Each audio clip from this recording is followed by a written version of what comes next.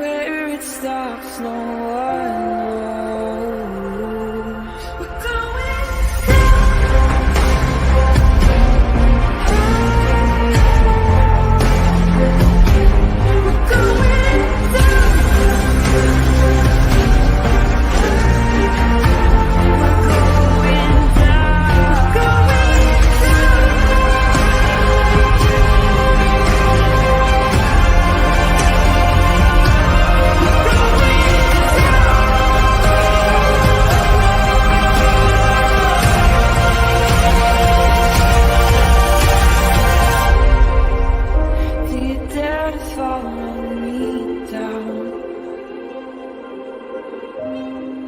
head into the unknown.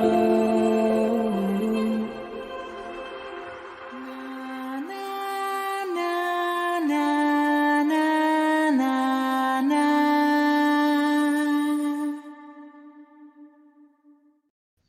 Hello, everybody. Happy Monday. So today's live was supposed to be about an interview that popped up over this weekend, but of course, nothing goes as planned. And we have a couple of answers on one of the Supreme Court hearings. So here today, we're going to be talking about that. And if we have time, we'll talk about the interview that popped up this weekend. So hello, everybody, and welcome. Hi, Teresa. What's up, Serendipity? K-Bird. Hi, hello, Spring 2016. Welcome. Hi, Missing Unsolved Crime. Marshall. Hey, Starlight Ann. AJ. On the rocks and in the soil. Hi, Kay. Hi, Angel. What's up, the Lodja? Mrs. M. A Spicy Sugar. Hey, Shaz, a Percocent. Hey, Coach Kev. Water-loving dog. Aw, sane. Hi, Sleuthy Goosey. ATS News. Hi, Grace. All right. Hi, sexy wild thing, freaking Carol Claus. What's up, rapper? Jed P. Missed my last live. Oh my gosh, how dare you? What's up, Kelt? Hey, rapper. Hey, Lucia. Kathy Peppermint Tea. Hey, Jax. Hey, Bird. Okay, so we'll just get into it. Let me just get the screen going so you guys can all see. It's already being posted everywhere, so it'll be easy to access. If you guys don't have access to it, just let me know and I'll get it for you. Dun, dun, dun.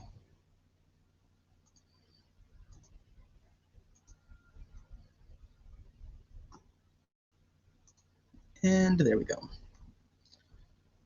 So we're going to talk about the first writ because obviously it's the first one that was filed. And just for memory's purposes, hi everybody that just popped in. For memory purposes, the first one was about her case record. And the response from her attorneys was essentially, we've already fixed it. It's a non-issue. It's, you know, it's already being taken care of. So whatever they're trying to say, it doesn't really matter anymore. So the Supreme Court puts out their order today. It says Richard Allen has petitioned this court under the rules of procedure for original actions for a writ of mandamus and prohibition. He requests that 1, order the trial court to reinstate several court records as publicly accessible documents on the chronological case summary and the electronic case file. 2, to prohibit the trial court from ordering the removal of any court records filed in this case from the CCS, the chronological case summary, and the electronic case file. And 3, to prohibit the trial court from excluding from public access any court records without complying with the requirements of our rules on access to court records. Allen argues our intervention is necessary because the trial court has failed to perform the clear absolute duty imposed by our rules to ensure public access to court records. We first explain why Allen has failed to show that our intervention is warranted, and we then provide guidance about the requirements in our ACR rules. Original actions are viewed with disfavor and may not be used as substitutes for appeals. That's the Indiana Original Action Rule 1C.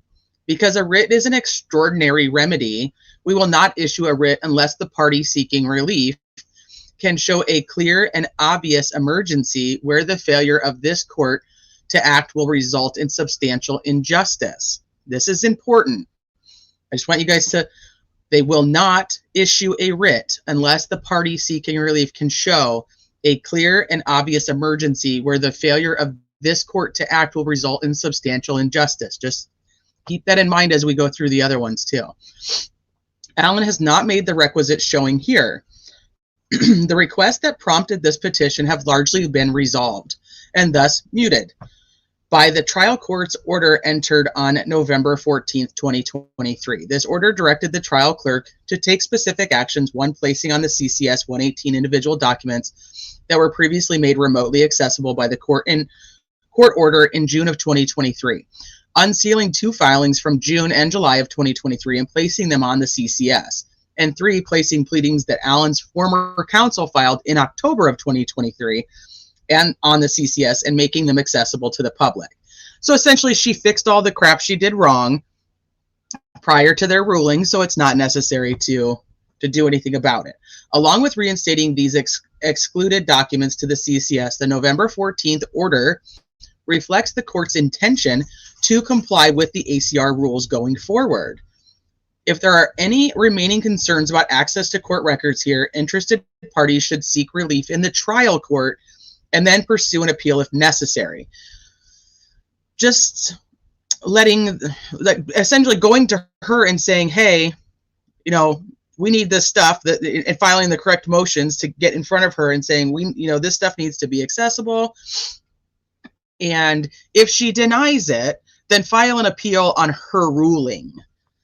We now take this opportunity to clarify the requirements in our ACR rules, which recognize the strong societal reasons for allowing public access to court records.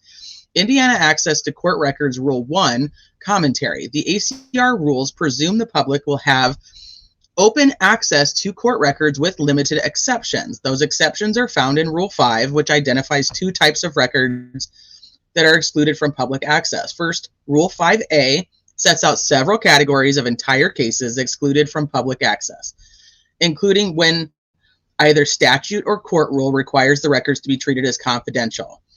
For these records, exclusion from public access is automatic and no other notice is required. Second is Rule 5B, sets out 13 types of individual case records excluded from public access. For records falling under this rule, documents must be filed as confidential. And this is one of the things, she has to file like a placeholder. It's like the simplest term for it. She has to put in, like for the Frank's motion, she has to put in, okay, this is filed, but it's filed as confidential, and here's the rule as to why I'm making it confidential. So it's almost like a placeholder. So it's still there, but we can't actually go in and click on it. But we know it's there, and we know it's confidential per whatever rule she cites. For records falling under this rule, documents must be filed as confidential and include an ACR form, identifying the specific basis for inclusion. Hold on, give me 1 second, you guys, sorry.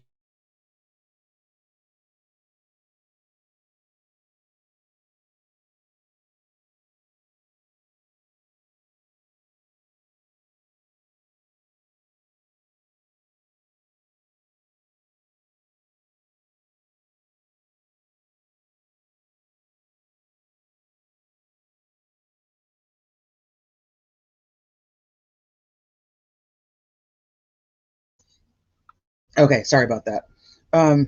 What were we talking about? Oh, that she needs to put that in. So it needs to have that placeholder.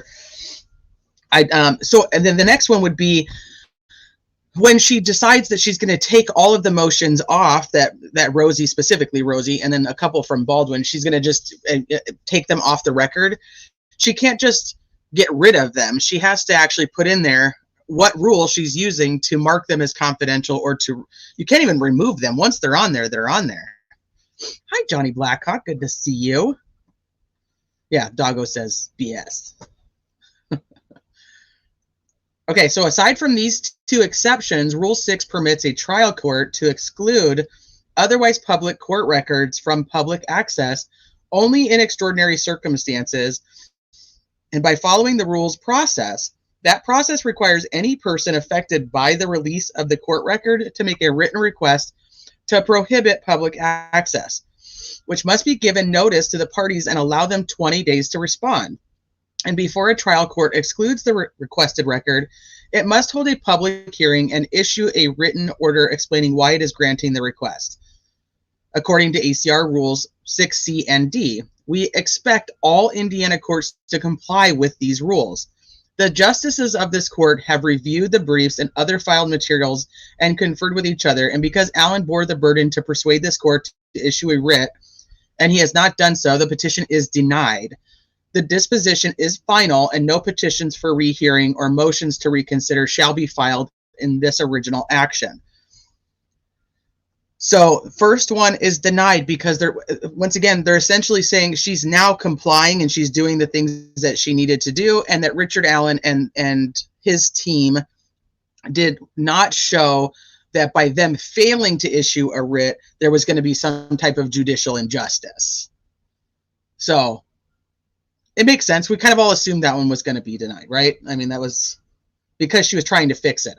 I wondered if they would put like an order saying like she has to do something, but I think they believe she's in the process of fixing it, so they're going to let her fix it. And if she doesn't, go to her, file your motions that she needs to fix it. If she denies them, take it to the appellate court. So, and hello to everybody who's just popped in. And anybody who missed the beginning, we're going over the updates from the Supreme Court of Indiana in regards to the writs that were filed on the behalf of Richard Allen. So this is for the second writ, and this is where this one becomes even more interesting because it is not denied. And this was the bigger one of the two, the one that is causing the kind of back and forth on social media where everybody thinks that it should be denied, it shouldn't be denied, and then back and forth. So this is a notice of hearing. And I'll go through. So Kara Winicki actually answered some questions on her website, but I'll go through first and we'll just read it. So what this is she's telling both parties that they're going to come in for oral arguments. Like it's not denied off the bat. And so when I was saying, like, keep in mind this sentence here, right here, can show a clear and obvious emergency where the failure of this court to act will result in a substantial injustice. That's going to be important here because that's what the oral argument is going to be doing.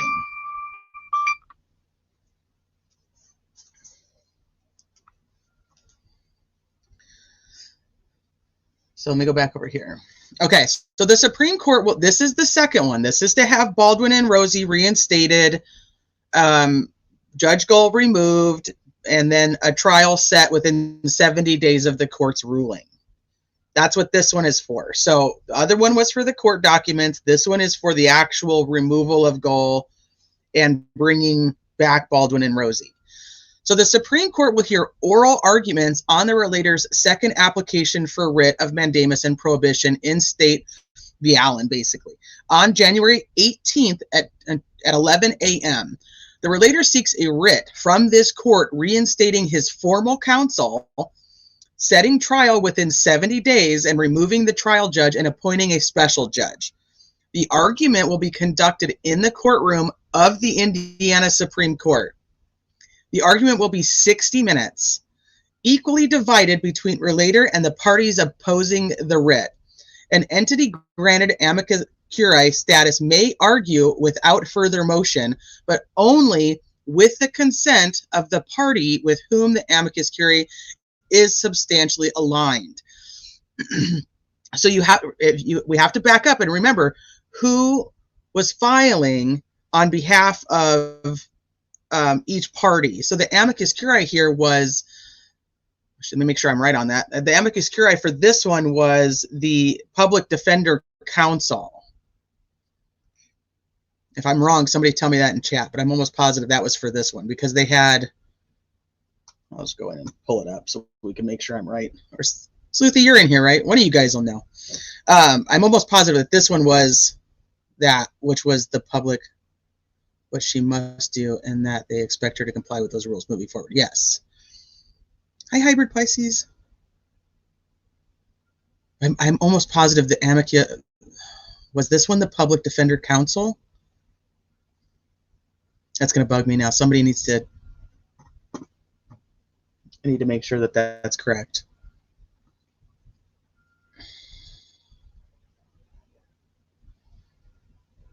Hey, Charmaine, good to see you.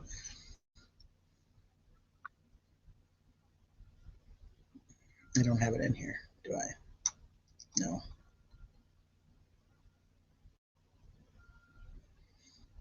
Well, they won't argue because they're not the attorneys for this. So they won't argue. They may show up, but they won't argue it. This will be Kara and I think it's Matt Lehman that filed this one.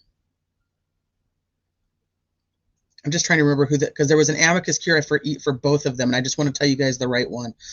But anyway, so whoever filed that, I'm going to find it before we're done here.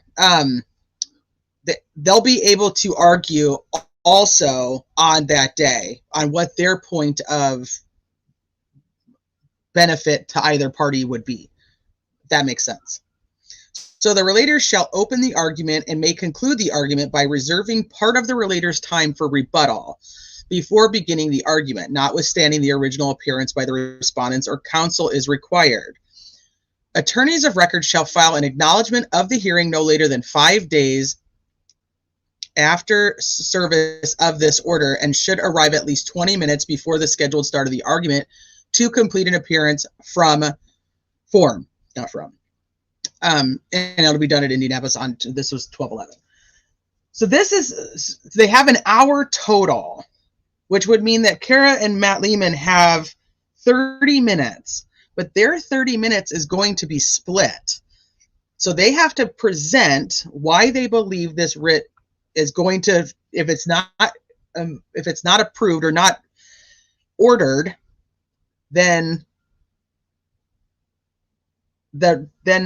Goal's attorneys will get to speak for 30 minutes, and then they have to come back. So whatever they don't use in the first 30 minutes is what they get. So if they do 20 minutes, then Goal's attorneys do 30, then they only have 10 minutes left to come back and reply. Hi, I have a preface. The emergency is the Sixth Amendment counsel violation. Richard Allen's right to speedy trial. Goal's action of dismissing Rosie and Baldwin cemented the conditions for that violation. I agree with you. We just need the Supreme Court to agree with you.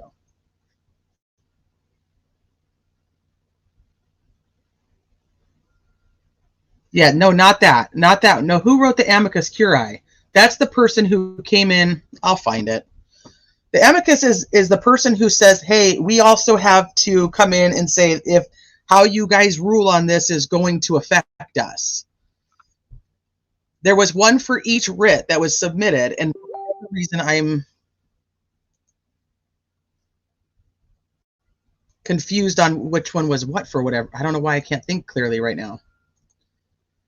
So who put in the amicus? Hey, Lynn. Hi, Shelly. Hey, Johnny.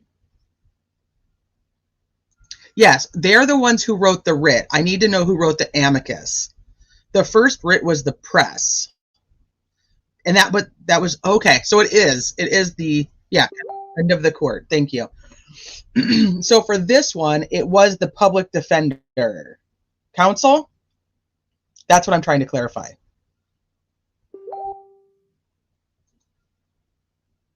Okay. Thank you. It was the public defender counsel on this one. I just didn't want to give you guys bad info, and that's what I was thinking, but I was like, what if I'm wrong? I don't want to put that out there. Okay, so then, does that make sense to everybody now, though? So they'll each have 30 minutes. Whatever they use at the beginning is gone. So they have to be very careful on which one is which. Like, do you want to put 20 minutes into the front end of this, or do you want to be able to put 20 minutes at the end of this? 15 minutes each? It's going to be interesting. It was. Thank you, Dr. G. And serendipity. Yes, it was. Okay, so everybody's in agreement. The amicus came from the public defender counsel, which is what I don't know why I couldn't think of that off the top of my head for whatever reason. Okay, so Kara went in and actually posted that she was going to, just do a little bit of Q&A and try to make it so it was a little clearer for everybody on what was happening. So she posted this on her website. Oh, thank you, Coach Kev. Right, I would want to save as much of that as possible.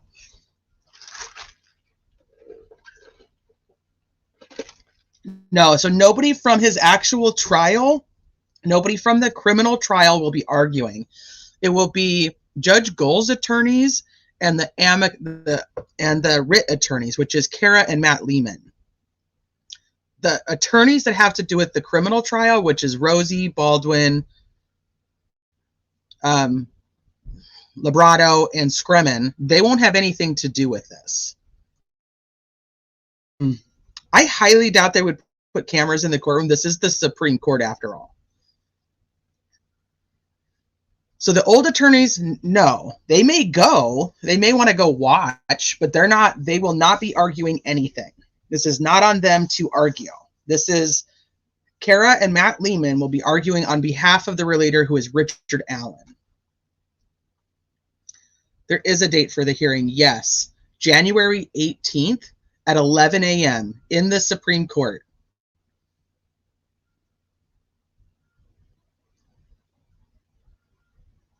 It's going to be streamed. I have not seen that, but I don't know. Maybe did she talk about that in here?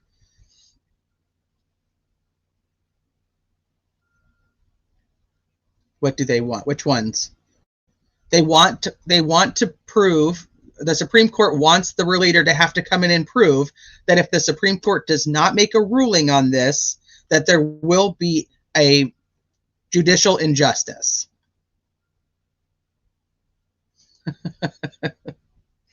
There's a lot to it. Mark will argue and Kara will assist him.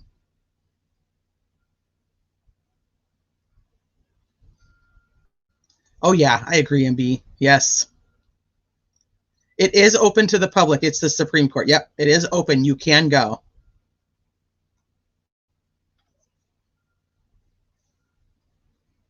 There's a link to the courtroom. Okay, we'll have to look at the rules about restreaming it and see what it says.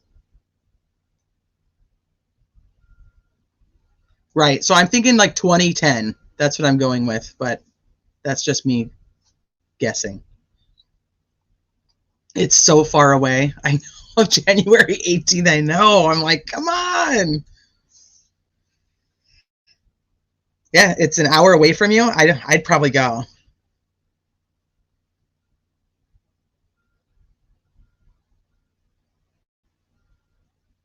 If there's a link to it, I'll look into the rules because each court has different rules on what you can do about restreaming the hearings.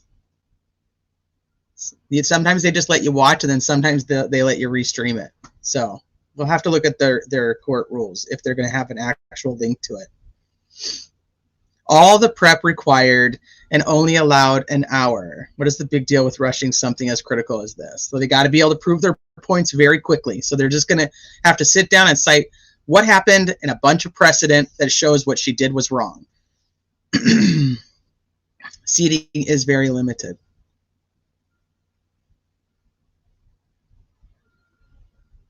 Hold on, let me write this down. events.in.gov/courts. Okay, I'll look into it. Thank you, Ariel, very much. Okay, so let's see what she has to say. So she just says, like, hey, I took some time to just do a little mini, give some answers in here, like, just to help you guys out. So I have not read this yet at all. The Supreme Court of Indiana has set a hearing in the second original action filed by Richard Allen. This action was brought after his counsel of choice, Andrew Baldwin and Brad Rosie, were removed as counsel over Richard's objection. I am expecting a lot of questions from media and the public, so I thought it might be easiest to answer the main ones here. So where and when? The hearing is set for January 18th, 2024, 11 a.m. in the Supreme Court. Who will argue? Mark Lehman will be arguing for Richard Allen. As co-counsel, I will be helping prepare Mark for the oral argument. I will also be there in court taking notes and providing any help I can to Mark. There you go. Procedure. The hearing is essentially an oral argument under Indiana Original Action Rule 4B. Neither party is permitted to present testimony or offer evidence. Instead, parties are to make arguments based on the record of proceedings filed in the action. We as counsel for the relator will argue first. If the judge's counsel chooses to appear, and my guess is they will argue second.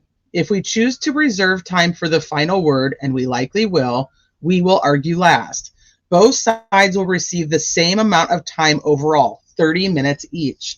We are confined to the arguments we made in our respective filings, but it will not simply be a speech. Instead, the justices will ask us questions to flesh out our arguments and to ask any questions they have before they make a decision. Who is permitted to attend? The courtroom is generally open to the public, but seating is very limited. Recently, the Supreme Court held oral argument on a challenge to Indiana's new abortion law, and only 50 members of the public were able to attend.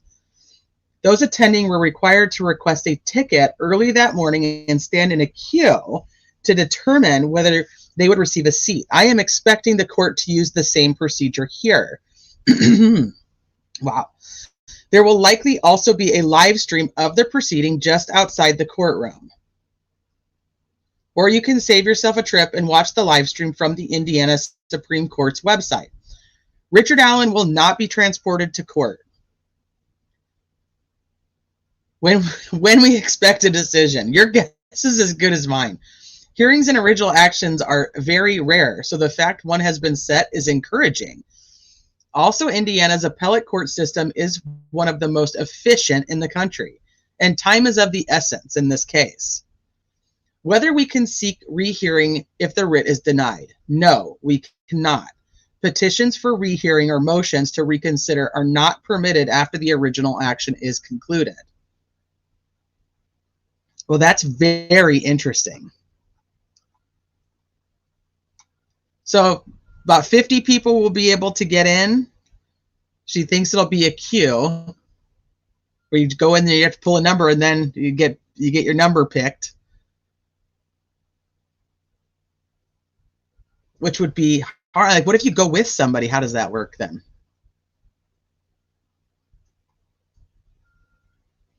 Huh. All right. So January 18th, oral arguments. They'll get to ask them questions based on the briefs that they have submitted. The first petition is denied, yes. The first petition is the one that had to do with the court documents.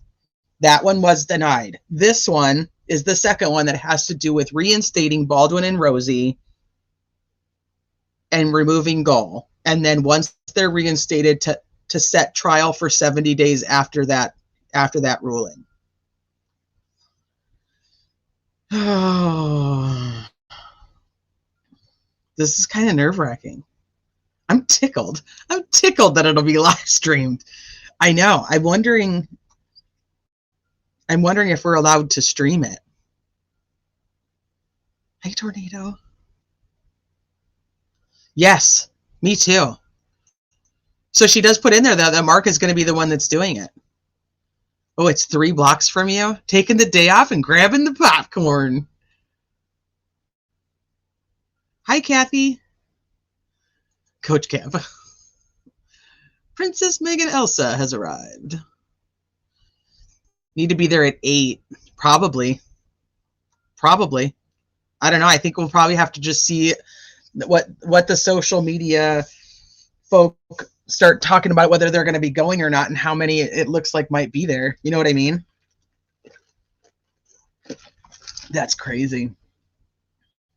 But it is encouraging.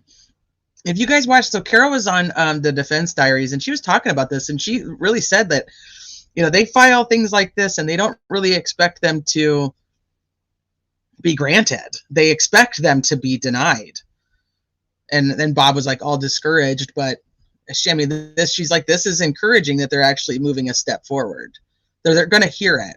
Does it mean that they're going to be reinstated? No, that's not what it means. It just means that they're actually going to take the time to hear what they have to say, what they're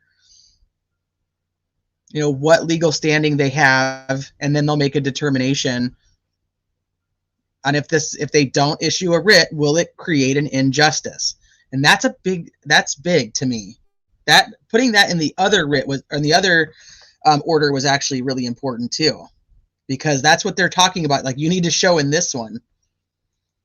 So for anybody who came in later, this is for the first writ, but they specifically state that they will not issue a writ unless the party seeking relief can show a clear and obvious emergency where the failure of this court, being the Supreme Court, to act will result in a substantial injustice. So that's, if you want to know what they're going to be arguing, that's what they're going to be arguing. They're going to be arguing that if the court does not make a decision on that second writ, that it's going to have a substantial injustice. No testimony, no witnesses. It's really just them arguing their points of view to the justices.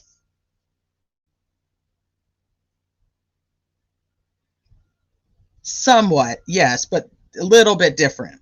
A little different, because what they're arguing is this is more about Richard Allen's rights to his counsel of choice and his right to a speedy trial versus Baldwin and Rosie's rights.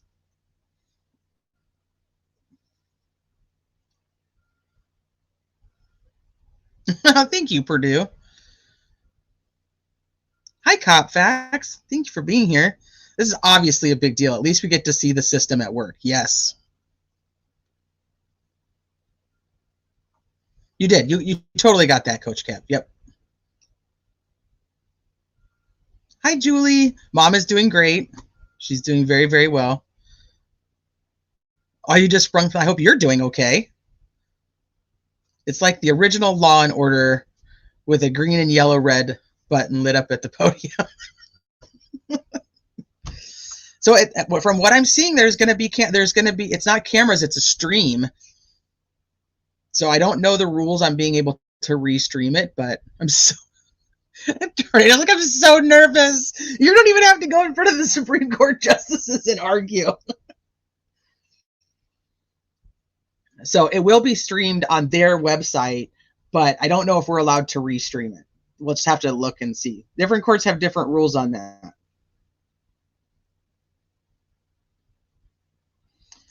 The judge got rid of the attorneys because of the info in the Franks memo. It had nothing to do with the alleged leaks. Good excuse, though.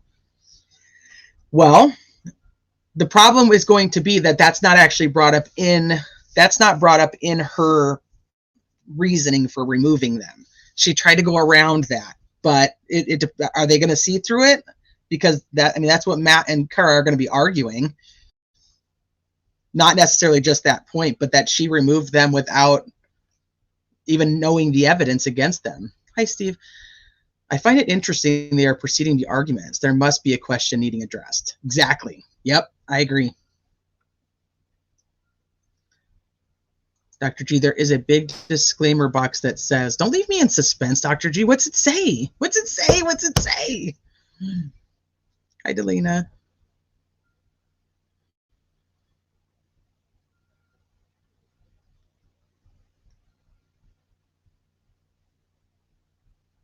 I can't imagine that they'd have the capacity to police restreaming. Well, sometimes it isn't about that they end up restreaming. It's about that you won't have access again. That it makes them determine what they're going to do later. On January 18th of 2024 at 11 a.m. Representing Allen is Scremin and Labrado. They are his attorneys of record.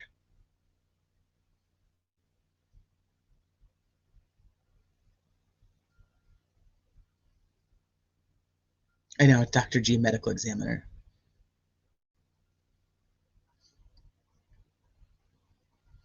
My old boss at the Canadian Supreme Court so many times.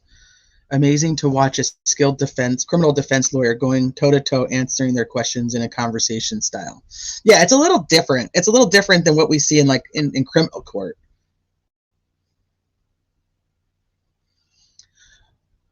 I'm confused. Why do oral arguments if both parties have already put forth their arguments in writing? What's the point? So the Supreme Court justices can actually get clarification and ask questions to both sides on what their argument really means. If that means that they are more interested in they're interested in finding out more information. They have a big blue disclaimer box that says recording or reprocessing is strictly prohibited. Ugh. That kind of sucks. All right, we'll see what happens there.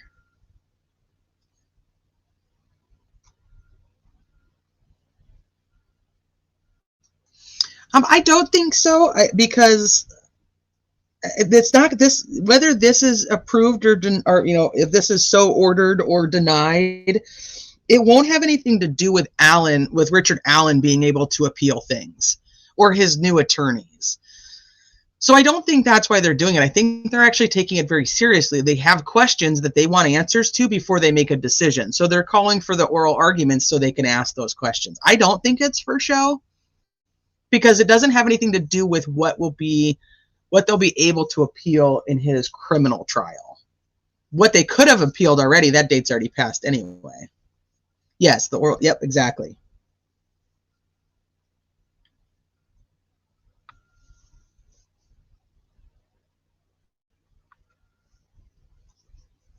I'm just going through and looking for your question. So will Nick be arguing? No, Nick won't probably even be there. He'll probably have somebody go on his behalf, though. That's what I would think. I doubt he would go himself. Optics and all.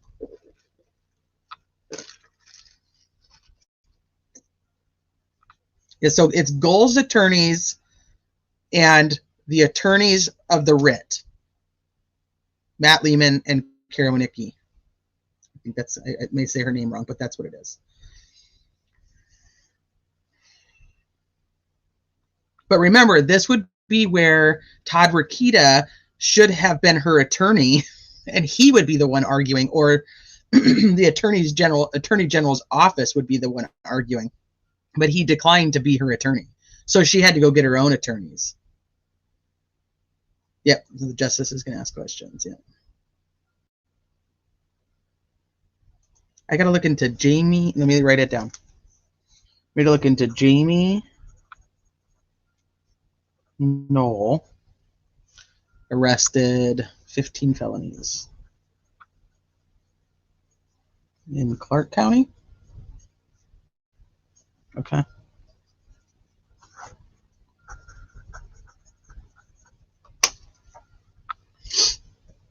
Okay, it says, I hope they do argue that the leaks weren't the reason the judge wanted them off the case, which makes her gross negligence finding BS. It was the Franks memo.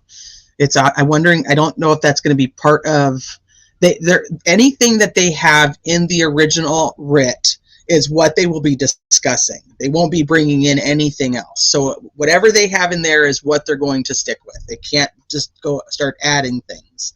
So that'll be, if you want to know what's going to be argued, and argued, I'm putting in quotations because it's not really, and you're not really arguing with each other. You know what I mean? You're just going forward and putting out your argument on why you're correct.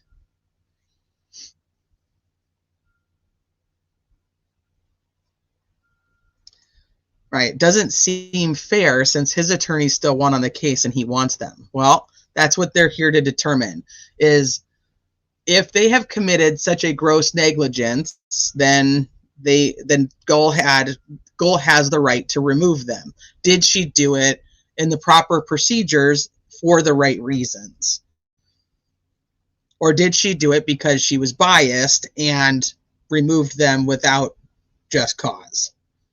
That's ultimately what it's going to be. And by doing so, if she removed them because of the gross negligence and she was of her right to do so, being the judge of that court, without having to do anything else, if she was allowed to do that, then she's protecting Richard Allen's right to have a fair trial with the fact that he needs to have competent attorneys. Now, Whether we think they're competent attorneys or whether Richard Allen thinks they're competent attorneys, the judge is still the judge, and she does have the right to remove attorneys. For me, I just don't think she went through it procedurally the correct way to actually see the evidence that was brought forth on whether they actually committed gross negligence. So the whole thing is kind of moot, and they should have gone and actually had the hearing. That's where I've always been at. Is she should have given him the notice, and she should have had the hearing, and it shouldn't have been all this back and forth. She should have just done it procedurally correct. But maybe in Indiana there's something that says that she did do it correctly. But they obviously have more questions. They obviously have more questions as the justices want to hear an oral argument. So they're not sure that she did it correctly. Which reminds me of the Attorney General popping in with his defense of her, where he wants to defend her, but he's like, I don't know if I can, because I can't actually see the court record to tell what actually happened and what didn't, because everything is such a mess. And those are not his words, those are mine of him. But that's pretty much what it was. They knew about this intel being out for over a year. No big deal. Here comes the Franks, and now it's a big deal. That Franks proves them guilty of many things by their own words. I don't disagree with you personally, but I don't know if that's how much that's going to play into this. And now we have to also remember, you do have somebody, Mr. Westerman, who, wait, when's his court date? I'll have to go back and look at that. But he's saying, I did take pictures and I did send them out. Now, in his affidavit, he does not say when. We keep hearing August because of the attorneys, but he does not say when he started sending stuff out. So, and then if you listen to what McClellan says on the transcripts from the in-chambers hearing, he's saying that our investigation leads us to believe this has been a long-standing leak. That this has been going on a long time. Well, the leaks have been coming from both sides. And that's what Rosie was going to prove. But once again, if she has standing to say, I think that you guys committed gross negligence, and she's allowed to do what she did, then it's going to be in the quote-unquote benefit of Richard Allen. Oh, I skipped a whole bunch of comments. Sorry, hold on.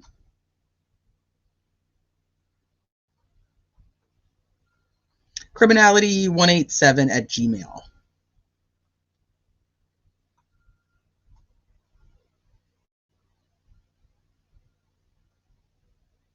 Right. It's not I don't think it's a simple answer one way or the other. The Sixth Amendment does give them the right to choose counsel when it's not appointed. Is that okay? That's what you're trying to say. So here's the difference with that, and you're right. So because that they're pauper status, you don't have the right to choose your counsel as a public defender. Well, there's twofold to this that changes that around. One, he didn't have the right to choose them at the beginning, but now the argument isn't about the right to choose his counsel. It's about his right to continuity of counsel. And the fact that his counsel was prepared and had worked diligently on his defense. So it's the continuity of his counsel that's kind of at play. And there's nothing really set in stone. This is why cases like case precedent is going to be, and case law is going to be imperative when it comes to that, because it's going to be about the continuity of that. Well, then you have to throw in the next bone here. And that is that they came in and they actually requested to be there pro bono.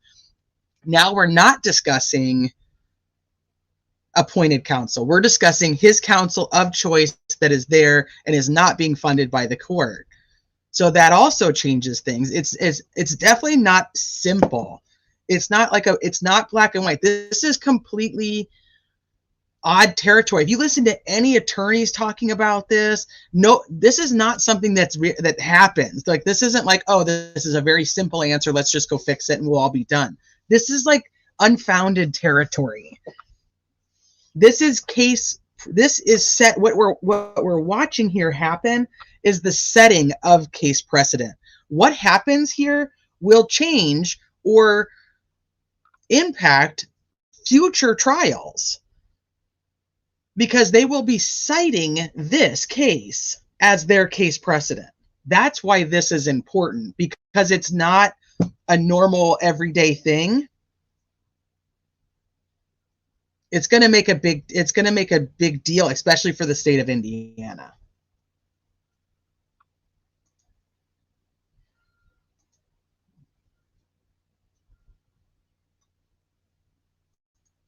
Sorry, I'm just going through you guys' comments real quick.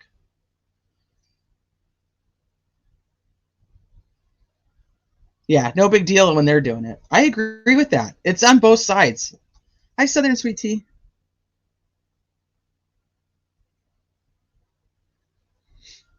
Well, so that's the thing. It's like, and this is what I keep going back and forth about this gross negligence.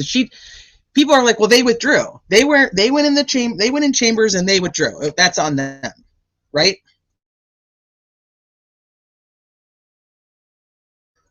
So if that's the case, then she didn't find them grossly negligent. If they withdrew, there was no finding of gross negligence because they withdrew. But then when they come in as pro bono, she's like, well, no, I had a finding of gross negligence. Well, when? When was your finding of gross negligence because we withdrew? What happened was she was going to try to have a finding of gross negligence, so they withdrew, but that's still two separate things. You don't have both. Right, so when they come in as pro bono, now she's like, nope, sorry, you guys grossly negligent, you can't be here.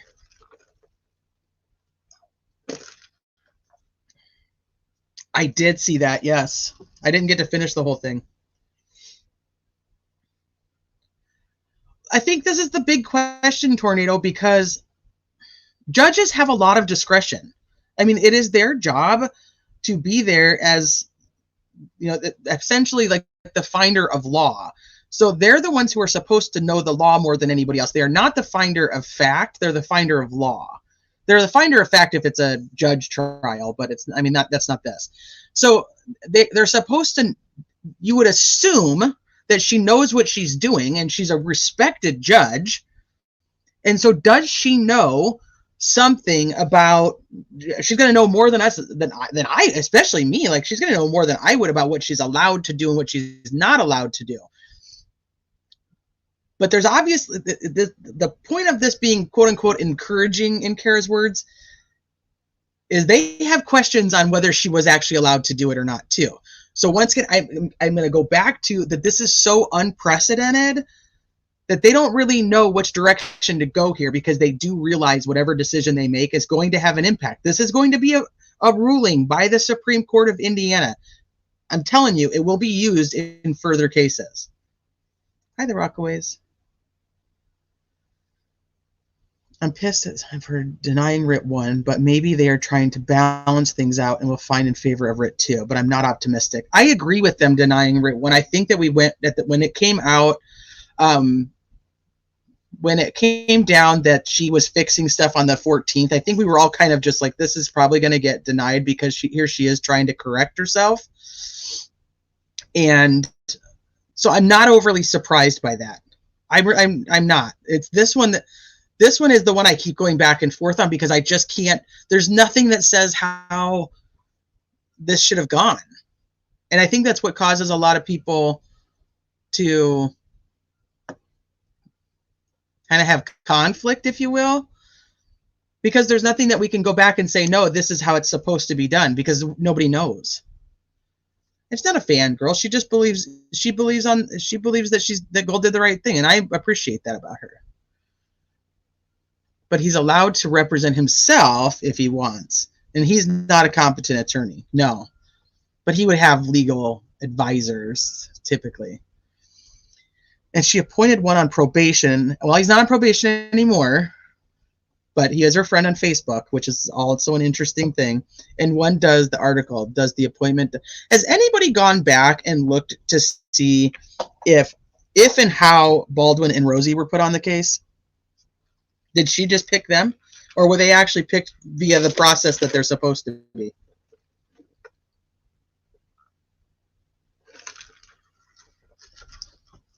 Yeah, she writes in her response that she disqualified them on 1031, but they just walked into the courtroom as pro bono.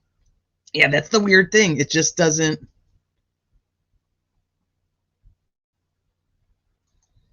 This is a great point. If they were so grossly negligent, why didn't she report them?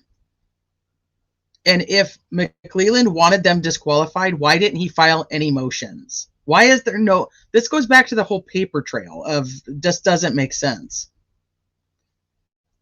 The foreman is not going to get to the bottom of much. It appears to protect Goal from exposure for what she's done. You think so? You don't think that them even doing this is actually a step in the direction of trying to figure out the truth? Hi, Search and Rescue Canine Mom. What happens if Judge Goal recuses herself before January 18th? Well, they would still have to have this hearing because there's 3 different major points to what's happening in this motion or in this writ. One is to have Baldwin and Rosie reinstated, one is to have Goal removed, and one is to have a speedy trial enacted or activated for 70 days post ruling. So even if she recuses herself, it would make the one of the 3 parts of the writ done, but the other 2 would still be important. And one isn't only important because it goes along with the other. So, and if you want my opinion, the 70 days is going to have nothing to do with the writ. It's not going to have anything to do with the order. Whether it's just an added piece to it. The Supreme Court isn't going to rule that necessarily, because if she puts Baldwin, or if they put Baldwin and Rosie back in, they can immediately just file. And then the law for Indiana states that they have 70 days to a speedy trial. So it really doesn't, it just kind of goes along with it. It's like a little subcategory. If you Google Indiana oral arguments and click the first link, then type into the search bar that case Mark Lehman did oral arguments is about Miranda rights. Okay, let me pull it up real quick. Hold on.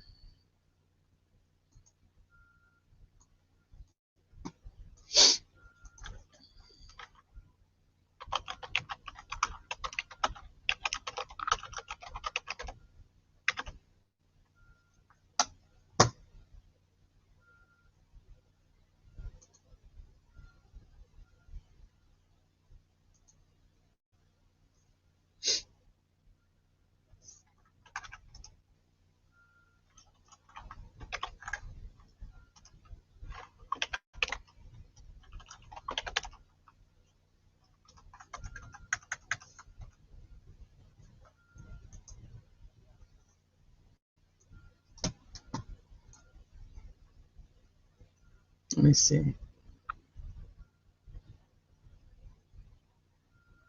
Is this the right one, Ariel?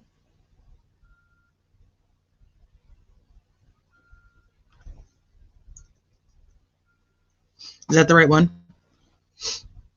Sorry, I'm trying so far behind on comments, you guys. Sorry. She should have given proper notice, writing with time to prepare, not catch. I agree, and I think that we wouldn't even be where we are.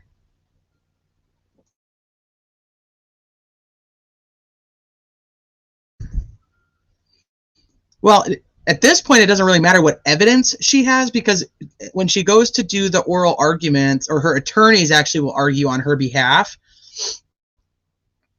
they can't argue anything outside of what they already put in their response. So just if you want to know what's going to be argued, we can go back and look at their responses, because that's, or the original action and the response, because that's all they can actually really talk about. There might be another layer to, like, asking a question to clarify, but they can't add anything into it. There will be nothing else outside of those things argued. I did not hear that. I did not hear they were dismissing his case. His case is it's a misdemeanor. It's not, nothing's happening to Mitch Westerman. It's not gonna, nothing's happening to that cat. I agree with you, Kay. But I do think that my gut just told me, when the whole thing came out about the health scare and whatnot, when she was supposedly in the hospital at the beginning of November, but they purposely put out a statement about that when nobody knew she was in the hospital, nobody asked if she was in the hospital, nobody cared, but they purposely put out a statement saying she was in the hospital. It's like, was she setting herself up for the ability to be able to recuse herself based on the advice of a doctor? You know what I mean? I'm curious too. If I had to say that I was on a side, I would say I was on Baldwin and Rosie's side.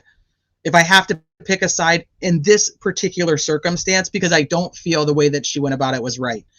But legally, did she know something that I don't know? Well, shit, I'm sure she does. You know what I mean? Like, I think that she didn't go about it the right way. I think that she should have gone and given them the notice, made it, set the hearing for exactly what it was going to be, had them come in, argue their points on both sides, make a decision. Even if she already knew what her decision was, I mean, that's shady, but at least procedurally it's correct.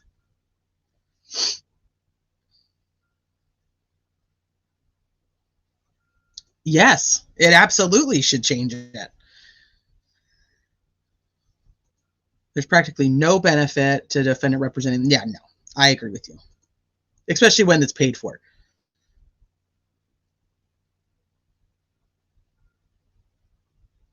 Yep.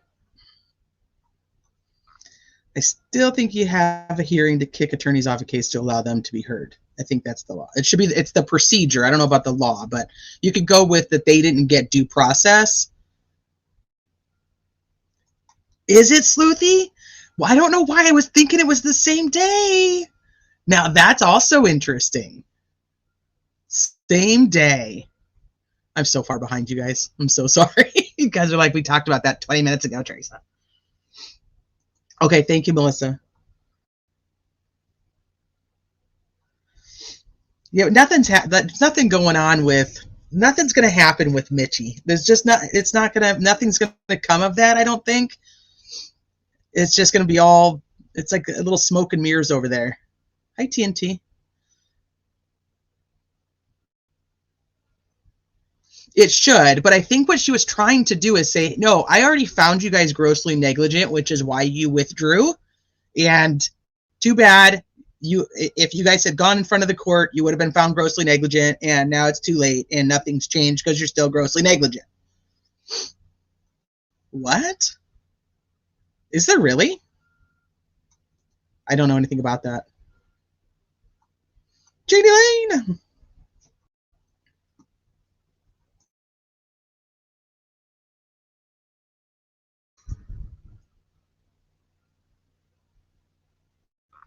I don't think the Supreme Court has a choice. Baldwin and Rosie are going to be reinstalled. Judge Gold needs to be dismissed. Any judge can try the case.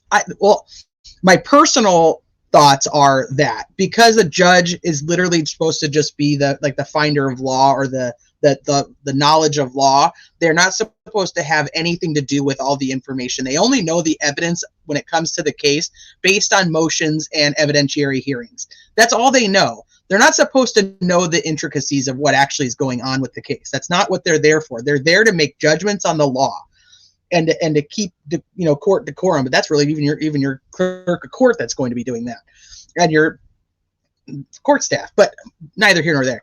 My point is that your attorneys are invested in your case on both sides, McClelland and Baldwin Rosie. Like, they're invested in the outcome of the case. They're invested in the time they put into the case. A judge should not be. So it's easier to replace a judge than it is to replace attorneys. And to have a fair trial, the judge can easily go. It's really not a big deal to get a different judge in there, in my opinion.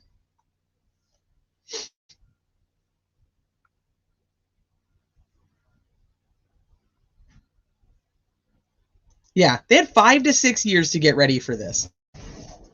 It's mind-boggling that discovery would be such a disaster when you have 5 years, 5.5 years to literally have it streamlined and in order and ready to just be handed over. And from everything up until that point of every investigation that you've done, here it is. Here's everything we've done, and we'll continue to give you anything that we're doing now post-arrest. It should not be that damn complicated, especially when this is the biggest thing you've ever done in your whole damn life. Give me 1 second, you guys.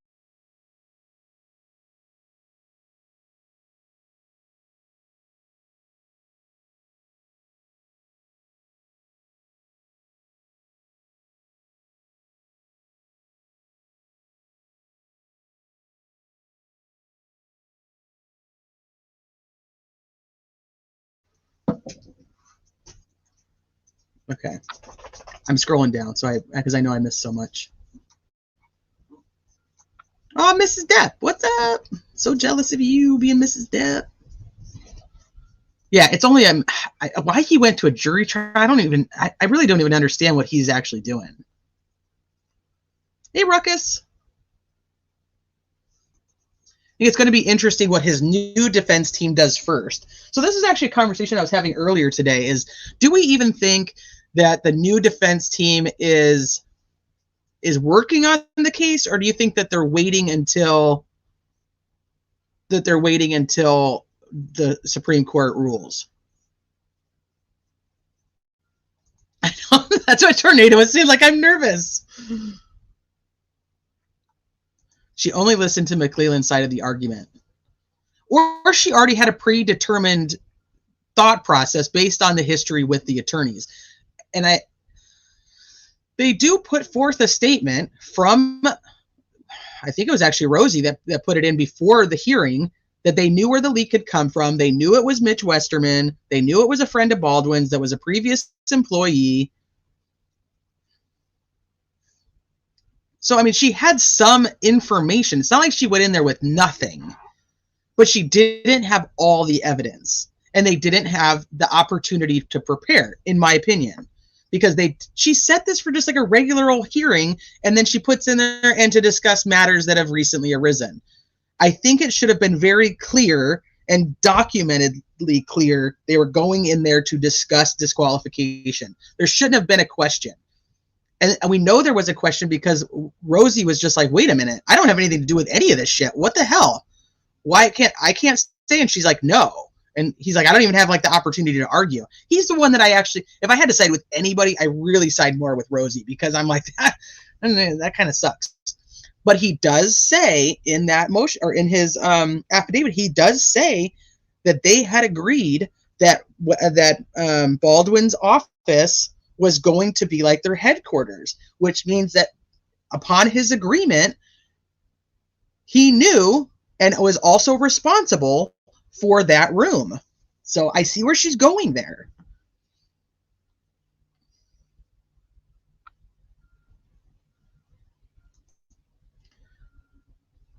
That's a good question. I don't think the Supreme Court's going to care too much about what happens with Westerman.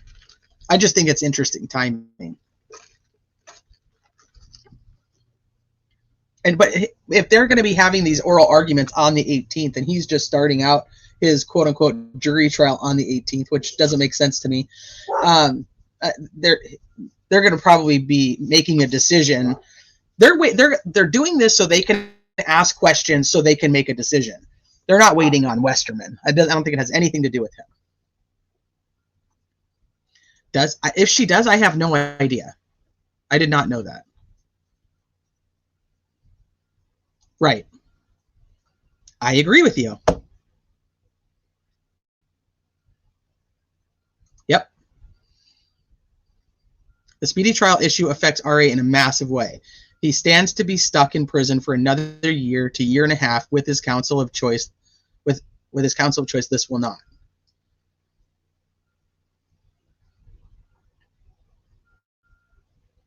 She can have a GoFundMe. Correct. Legally, she can have a GoFundMe. Yeah, it can't be for attorney fees though, but she can have a GoFundMe. She can have one. There is a GoFundMe. Just Googled it. Started December 22nd. Started December 22nd last year.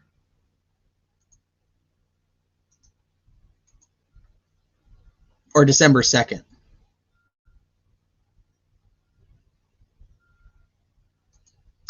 This is where I'm at, Melissa. I do believe that if his attorneys of choice are not reinstated, that he will have a very justified means to appeal. I think so. But I don't know.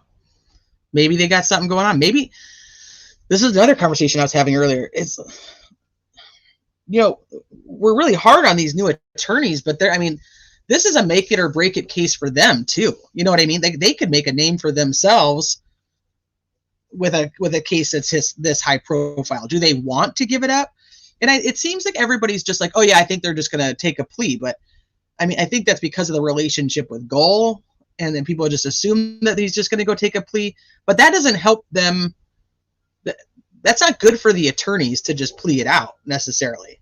If they believe, and if they start looking at the discovery and they see some of the same things that the old attorney saw, or they see something different that they believe that he's innocent, if they go that route, then there's no reason that they wouldn't fight for him to be innocent.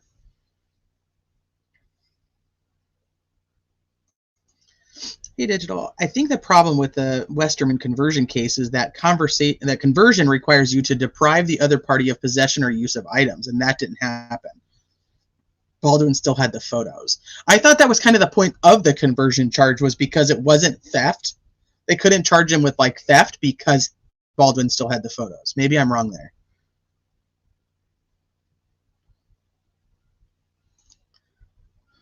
She literally said in the transcript from the in-chambers hearing that she knew nothing of the evidence or the exhibits. Right. I know. Hey, Nancy.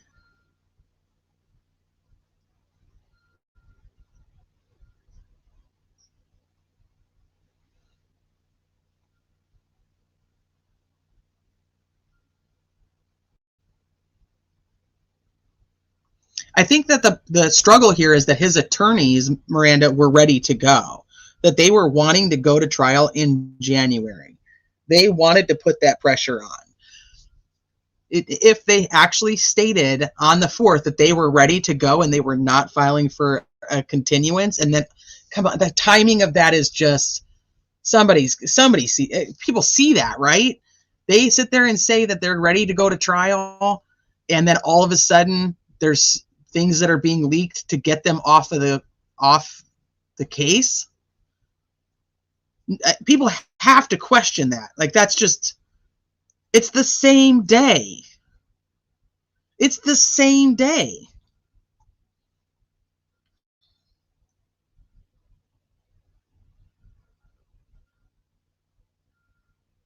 Okay. I know her brother passed away in an accident too, so I don't know. I've never looked up to see if she had a GoFundMe, so I have no idea. It's completely sus. Many questions. That's a perfect name. Hey, Wicked West.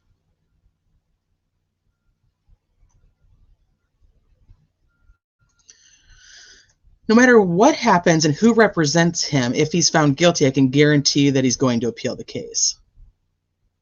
So do you think that if he finds, well, he's going to appeal. I don't think that's not really the question. I think for me, it's, they can all appeal. Anybody can appeal, but to know that you're giving them a justified reason for appeal is a big difference to me. And that, I'm going to backtrack, but we talk about like justice for the families and justice for the victims. And once this hearing is over, they'll have the ability to have closure, or quote, some type of closure, or know that that's done. If you give this person, and if he is the right guy, you give him an opportunity to have a justified appeal, he will get a new trial, and the families and everything's going to happen all over again. So that it's like like a domino effect. So yes, he's going to appeal either way, no matter what, but that doesn't mean he's going to get it. And this is why we talked about the fact that there is no death penalty here. There's no life without parole here. He's going to be able to get out of prison if he doesn't die there, and he'll have an opportunity to be able to leave. Yes, because he's older, it won't necessarily be the same opportunity, but you know what I'm saying.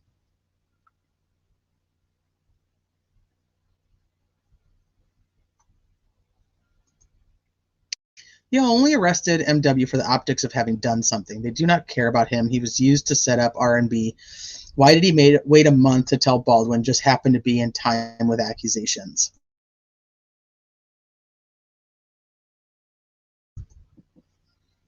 So, and I know that people like get real tired of the conversations about the leak and what happened, but I still struggle with it. I still struggle with it because you have creators that were talking in January of last year, or this year, beginning of this year, January of 2023, stating to the public that crime scene photos of the girls were about to be released. In January of 2023. How does that make sense to anybody? And nobody can prove to me that these weren't out there and that these are the same photos that Mitch Westerman took. That's what I want to know. That's the only reason that the Mitch Westerman stuff is even relatively important. Now, does that mean that McClellan saying we think this leak has been going on for a long time? I think it's very possible. So is it the same person that's been leaking it? Was Mitch giving this information to Robert Fortson for a year? Hi, Kyle Davis. Yeah, and there's supposedly discovery pages that are out there. Now, I keep trying to change it, and when people are saying it's discovery, I'm like, no, it's a thumb drive map. It's not discovery. And they keep going with that it's discovery. So either they don't know what discovery is, or it's actually pages of discovery. But you can't get straight answers on any of this stuff because people don't want to be a part of the leak. They just want the information from the leak. If he did waive his right to his media, he can come back and request it at any time. Yes, he can. RA already gave his mercy to the court. Doesn't matter. He can get private attorneys at any time. You got to remember that the trials are for the defendant. They really are. It's to prove he's guilty. I never thought I'd say this, but I feel so bad for if he's innocent, like, holy shit, then I do feel bad. But if he's guilty, it does take away less of my guilt, but it's still not the right thing to do.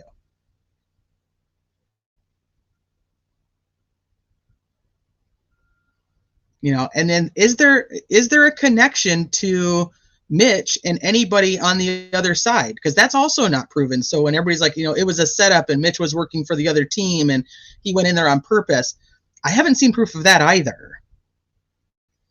Is Mitch just a piece of shit guy that just, thought like, look at how cool I am. I have access to all this stuff and you guys don't. And so he starts sharing it with his buddy who also ends up feeling the same way. And he's like, cool, look at all the access I have. And then it just gets out there and you get...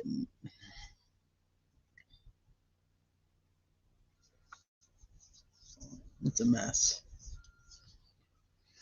Hey, Mace Mama, what did you miss? The Supreme Court ruled on the first writ and denied it. And they have scheduled oral arguments for the second writ to be heard on January 18th of 2024.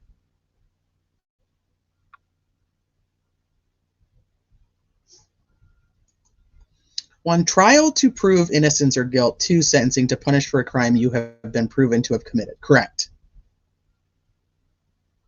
Remember, reasonable suspicion is not that hard to suggest. Only takes one on a jury to lean that way. Reasonable doubt, reasonable suspicion. Go either way there. Marking my calendar. I would like to see the photos MS supposedly received. Not the pictures, but the markings. If those photos MS had are not marked with CSI markings, are they even from Baldwin's intel? Something is wrong. There is something wrong. I don't know what it is, but I know there's something wrong. There was crime scene photos that have been out for at least a year, and that creators knew about it and talked about it openly, that they knew they were coming.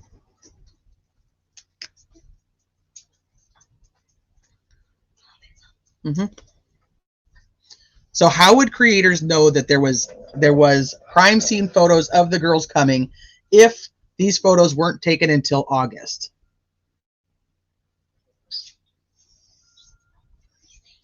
I think motive to a jury is more important than it is to the legal system. People want to know why, but they also look for somebody to blame, which is why the defendant goes in there at like a disadvantage, because the general human mind wants to believe that law enforcement knows what they're doing and that they arrest the right person because they have the evidence. So human nature says the person that's the defendant is the bad guy, right? That's why they're there, because the cops knew he was the bad guy, and that's why they arrested him. So even though it is supposed to be, innocent until proven guilty, there is some burden on a defense team. That's why every trial I watch and the defense team's like, oh yeah, no, we're not calling anybody, or they only call like 2 people. I'm like, God, that was a really dumb move, because even if legally that's the way it is, the human brain needs more. It wants a motive. It wants to know why, but it also wants somebody to blame for such horrendous crimes. And once they show crime scene photos like that, and that's why defense attorneys keep saying, defense attorneys don't want these types of pictures out in the public.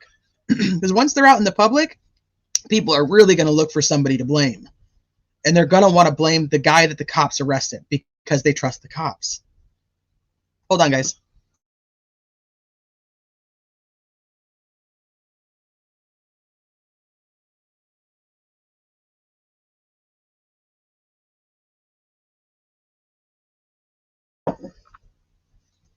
Benyu, I don't disagree with you. I don't. The biggest issue is going to be if he picks them and it's who he wants and he believes he has the best chance with them to not be convicted.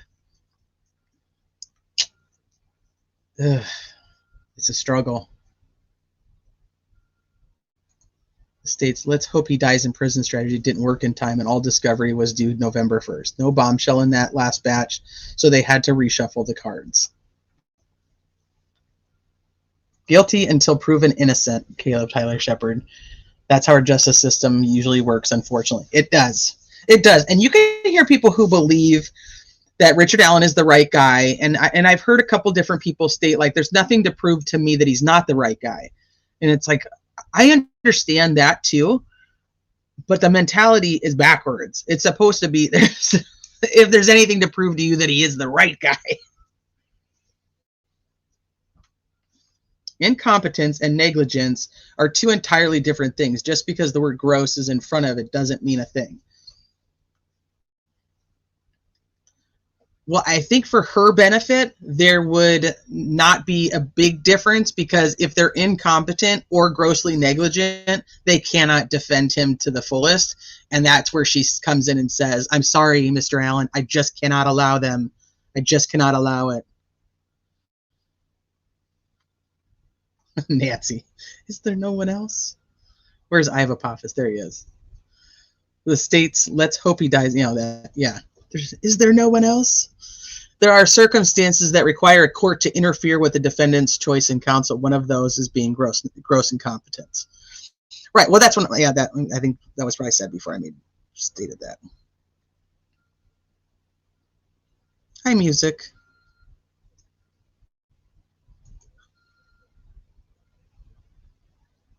The state thinks he's the right guy.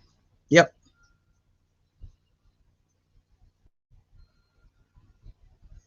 That's a good question, because looking back at the history, that one of the attorneys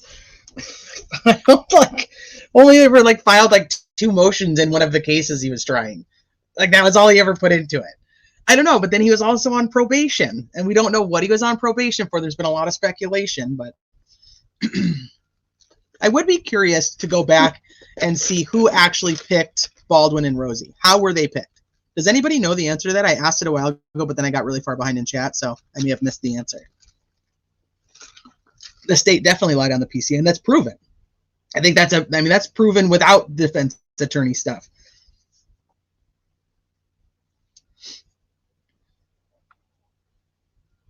I think the state needs to wrap this up. They need to have a person that's responsible for this crime.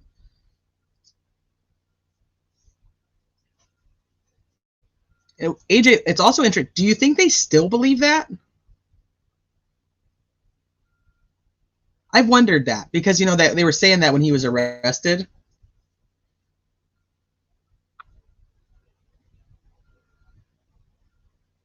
They were appointed by the proper. Yeah, were they? Okay. The Diener did? I don't know about that, because I don't. That would be very quick timing. I don't remember, because I know that he was out and they were in, and I don't remember the exact dates. Hey, Polygraph. So, okay, let me put my email so we can see the video.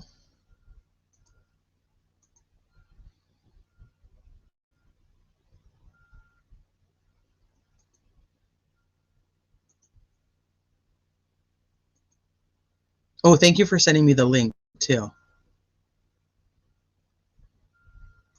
The link to the hearing. Okay.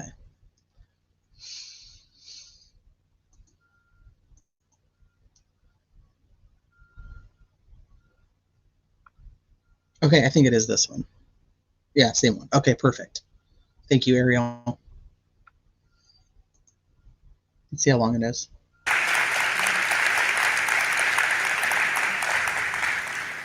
Soon to be just. So please proceed to tip. The oral argument be held at Lebanon High School in Boone County will be Justice David's final argument on the court. This is the right case?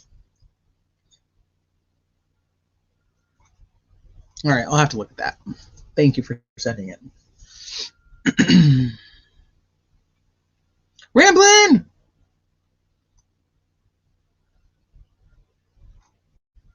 They are not death penalty certified, I know that, but it doesn't really matter because he can't get the death penalty for the crime he's charged with. Judge Gull picked the two attorneys, not Gull appointed them. No, okay. I seem to get it like getting a bunch of different answers here because Ari admitted to being on the bridge. A lot of people admitted to being on the bridge, though, so that's tough. The noise will not go away.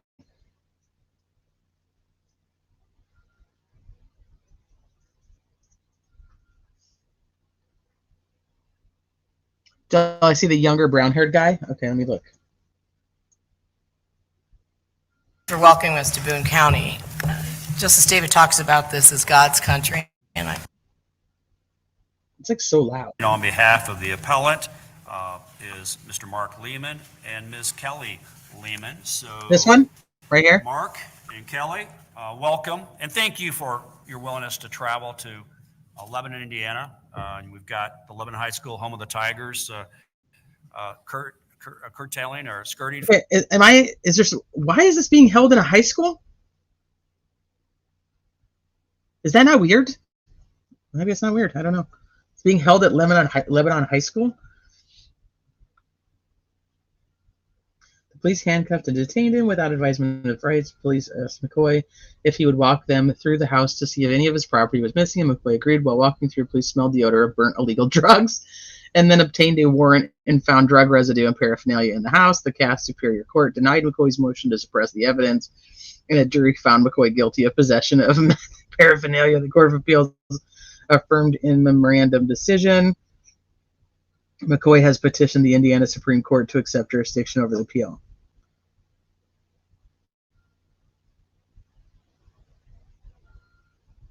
So he was being robbed, and then they found drugs. I would not want Librato. No, I would not. I would not want Scremin or Librato as my attorneys. And I tell you, if I have to pick, I would want Rosie. He's the one that I think is. I don't know. I don't know how I feel about Baldwin, because I can see the point that there's been a couple different things that have happened.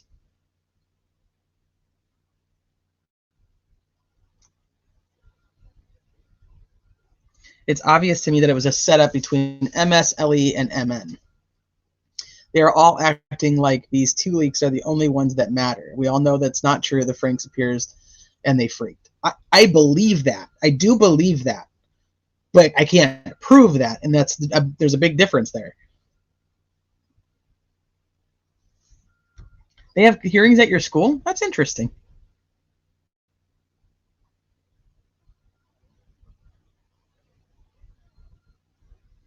Well, here's the thing.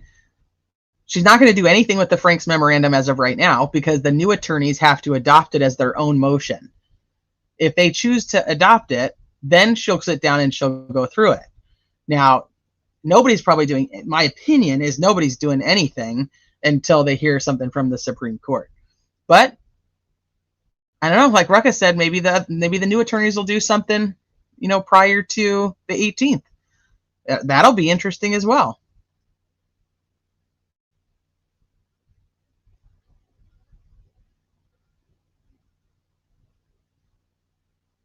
Daniel Pearson and his girlfriend were on the bridge. Dave McCain was on the bridge. The girls went out to the bridge.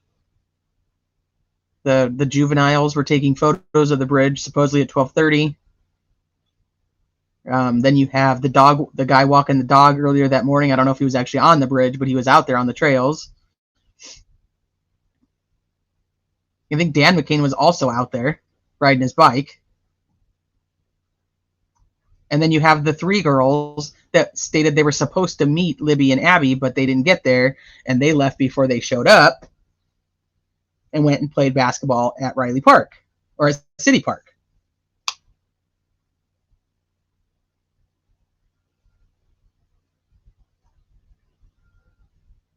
Yeah, no, I agree. No, I think it's no, I'm going to watch it. I thought it was funny that they're at a high school. AJ Turner, YouTube saying, in my honest opinion, YouTube comment saying, in my honest opinion, in order to get a fair hearing, they need to keep Judge Gold, Rokita, McClelland, but get a new suspect and release RA. To get a fair trial. They keep all the players, just get the right guy.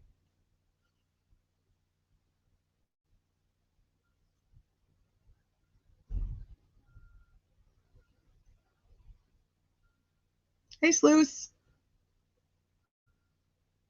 Doug Carter is a yes man. I think that he's a politician at this point. That's where I'm at, because he keeps trying to take responsibility for the fact that, like, if anybody's going to get a hard time about the new sketch, like, I want it to be me. Or if anybody's going to get a hard time about the mistakes in the verbiage, like, I want it to be me. I don't know. It's just very weird. I feel like he does care about the case. I just also, I feel like he cares about the girls.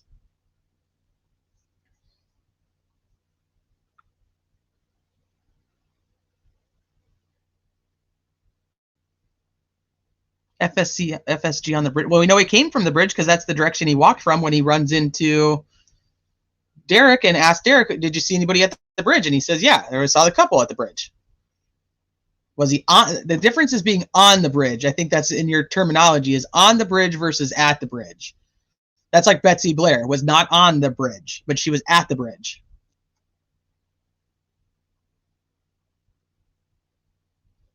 And then we talk about, like, he says he was on the bridge that day.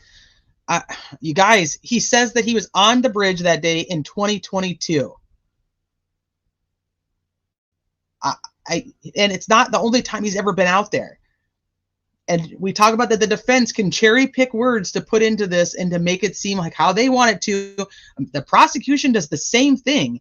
So you can't say something about one attorney and not say it about the other attorneys. It's the same concept.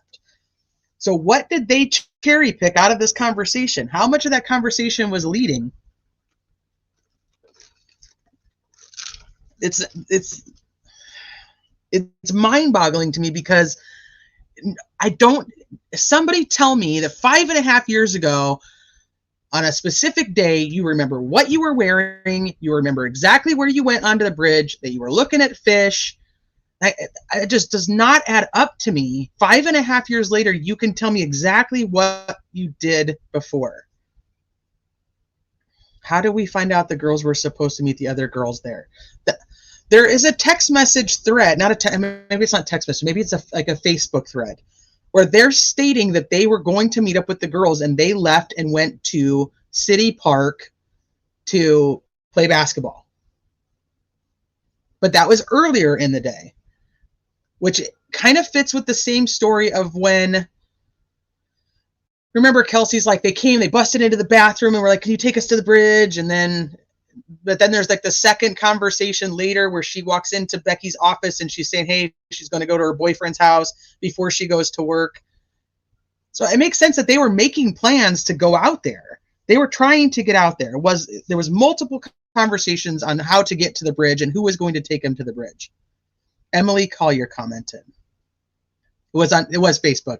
Thank you.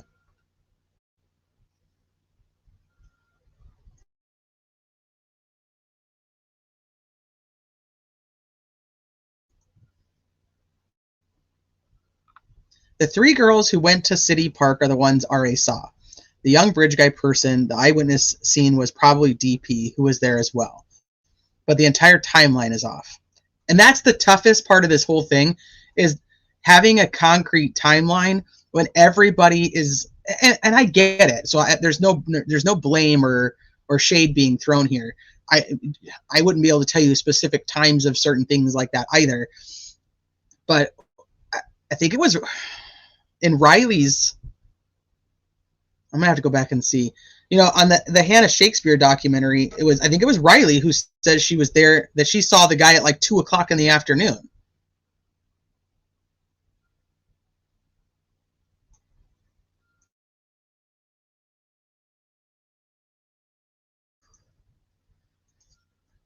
Music, would I? Probably not. But from looking at crime for so long, there are so many culprits of the crime, the perpetrators that like to put themselves into the crime.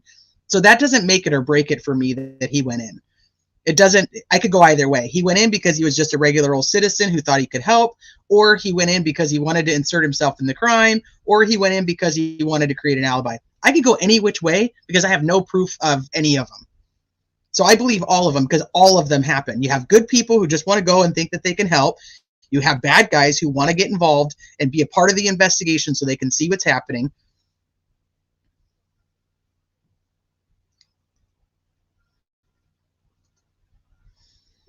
Here's my question. Do we have definitive proof that Alan says from his mouth that he was on the bridge and not from LE? No, it's from law enforcement. They say that in the interview in October of 2022 that he puts himself on the bridge and puts himself wearing the same clothes.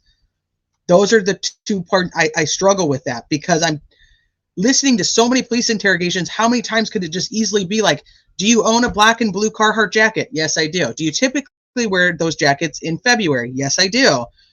When you go to the bridge, do you go out on the bridge? I do. I go out on the bridge. What do you do when you're out on the bridge? I typically will just, you know, I'm scared to walk the whole thing. So I walk to the first platform so I can watch the fish. Or what are the answers? What are the questions and what are the answers? We don't have that yet, and we will. We will get that when there's a trial. Now, if there's a plea deal, we won't get any of it.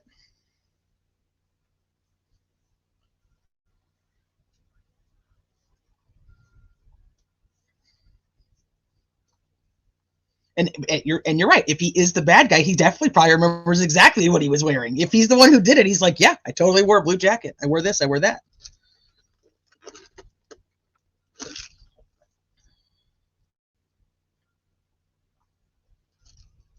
Hey, Amanda. I'm a little confused. So his attorneys will not be the ones who will be arguing their point at the Supreme Court. No, his attorneys have nothing to do with the Supreme Court. So it's the attorneys of the writ. And what those attorneys are, they are technically Richard Allen. They're attorneys on behalf of Richard Allen. Still, they're just nothing to do with the criminal case. Nothing to do with the criminal case. So Labrato, Scremin, Rosie, and Baldwin, they're not arguing anything. May they go there and watch? Perhaps, but they will not argue anything.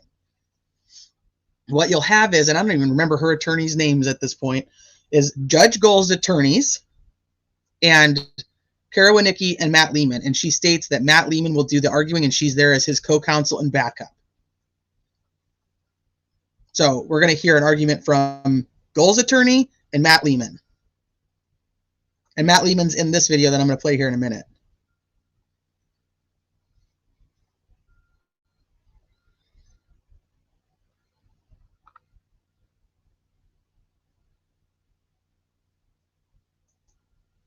I don't know how anybody just goes that he's guilty. I mean, he's not technically guilty yet. He is innocent.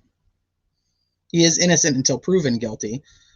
But I get where they're coming from because, and I use this example a lot, but like with the Idaho 4 case, I believe that Brian Koberger is the right guy. I believe that they're on the right path to justice, that they're going on that path, that's the right person to go with. And I know there's other people who don't believe that.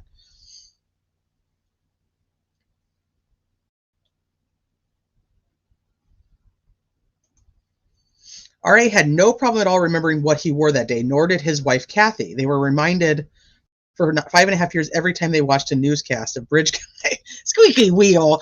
I don't think that's necessarily true.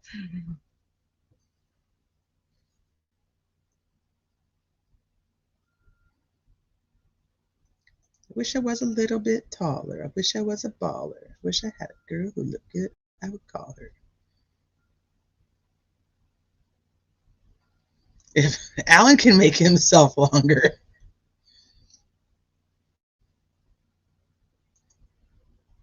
Yeah, and that's true too. They do. They take plea deals to. The thing is there's a couple problems with this. That the rumor is that there was a plea deal discussion happening, which doesn't make sense to me, and I'm not sure I actually believe. Or maybe there was talk of a plea deal, but McClellan wanted him to confess to what he had done, and he wasn't willing to do that.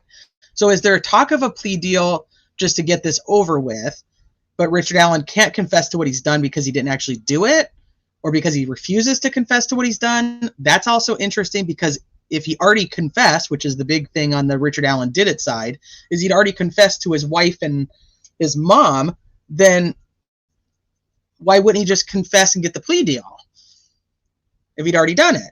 Which makes me go back and go, okay, well, that he obviously wasn't going to confess, and his attorneys believe he's innocent, then he thinks that he's going to get off, right? And in this confession, would there have to be something that, quote unquote, only the perpetrator would know? And then what does he confess to? Does he confess to the fact that he pulled a gun on them and told them to go down the hill? Or does he confess to killing them? Because he's not charged with killing them. I mean, he's charged with them dying and being killed based on his kidnapping. It's just so frustrating. He thinks they got it all right, which is just so surprising to me, because he was one of the first that always screamed about the corruption in that area. I don't know how he's all of a sudden just on board with that everything is right when there's so many questions. I suspect there were medically indicated reasons for him eating paper in this supposed confession. Will we ever know?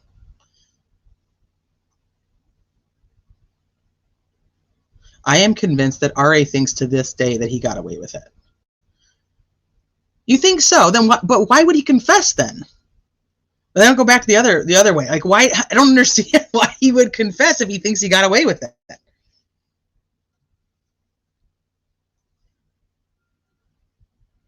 The Carroll County Council has pegged the cost at the anticipated double murder trial of accused killer as a $2.1 million. That does not surprise me. And also, let's talk about the fact that how much it's costing taxpayers to have public defenders when you had 2 attorneys that were willing to do it for free. Indiana taxpayers should be like, what the hell?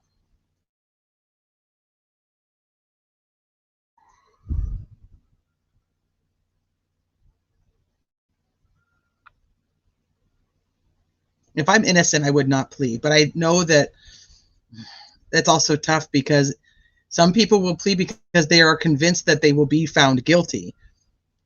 So they take the plea deal because they know they can get lesser time if they think they'll be found guilty.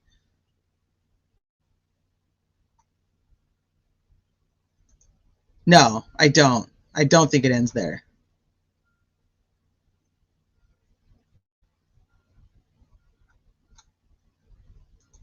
I wish we knew what his wife really thought about his guilt or innocence. In my opinion, she's there for every hearing. I think she believes he's innocent. My question is, I want to know what the daughter really thinks about his guilt or innocence, because she's the one who's never there.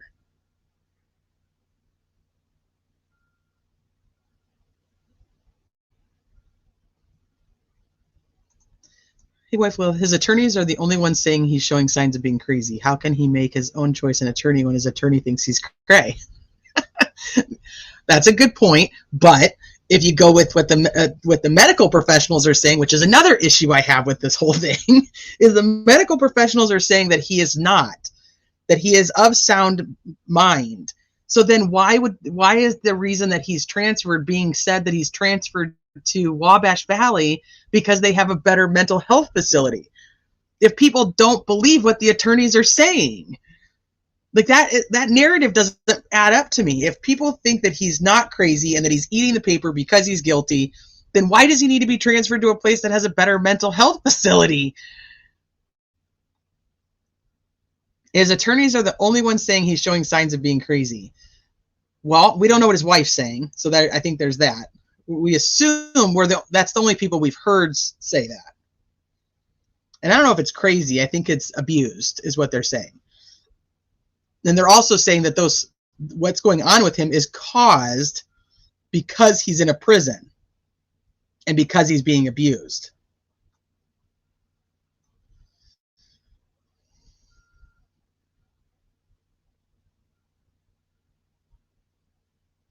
Yeah, what does he confess to? I was at Chick-fil-A but didn't go in.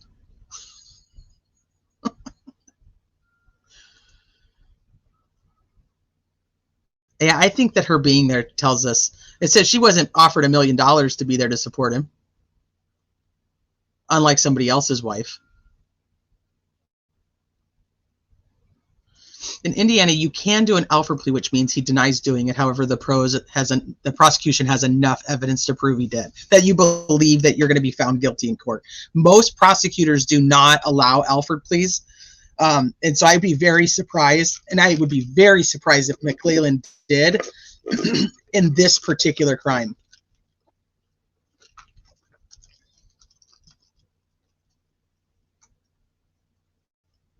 Because the world wants answers. The world is watching.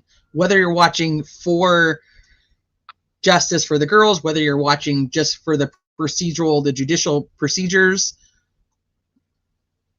I mean, the world is watching this. No matter what you believe, it's happening. It's already in the budget. It doesn't matter. Why wouldn't you want to save the taxpayers the money? You think so, Mary? I don't. See, I think that the pro bono offer was sincere. I think there's a lot of narcissistic traits that are happening throughout this whole thing. And I do think that there is a wanting to win aspect coming from everybody. And I don't mean win the criminal trial. I mean win against each other.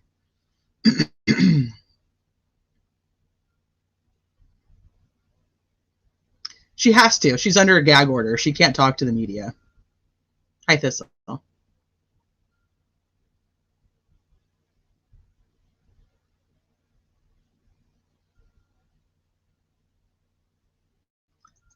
There are some saying that, yeah. So supposedly, which somebody had emailed me and told me they had seen this page, and I don't have this page, but that the one page of the index of that thumb drive map talks about that Richard Allen's daughter and her husband were interviewed before Richard Allen was arrested. Now, the pages that I have don't have them on there as being interviewed, but somebody else said they saw that page. So I don't know. I can't say that's fact or not. I've never seen it. And I think that's kind of where that's coming from. Is did they turn him in because they were interviewed first? So it would make sense that there was a tip given from them, which is how they got to Richard. Who says he's moved for better? Just in general, like that's kind of like the reasoning behind it. People are saying he was moved because there's better mental health there. When I'm like, that doesn't make sense to me. And it's not one in particular. It just seems to be kind of a consensus. I've heard a lot of he was moved because of construction. I heard a lot of he was moved because it's got better mental health care. This is just I heard on the streets, not a person in particular. Being depressed isn't the same as crazy. His daughter isn't there because she would be harassed. Maybe, but his mom is there and his wife is there.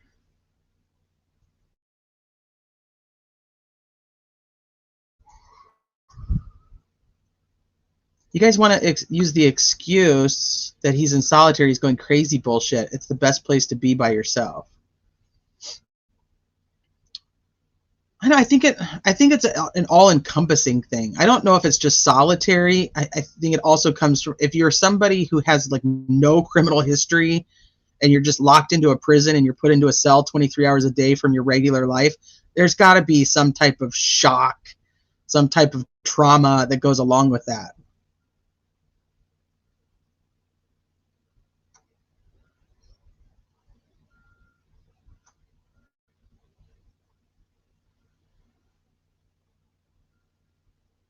There's so much you can do. I don't know. I don't know if I would want to, as much as I think I'd be okay being by myself for 23 hours, probably for one set of 23 hours. I don't think I could do it for years. I just don't think I could do it. I don't think I could do it for a year. I just don't.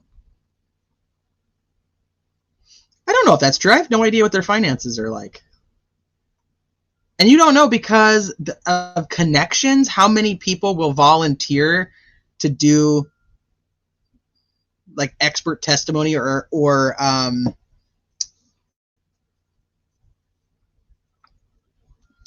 do you call it? I can't think. Like reenactments, but that's not the word I'm looking for.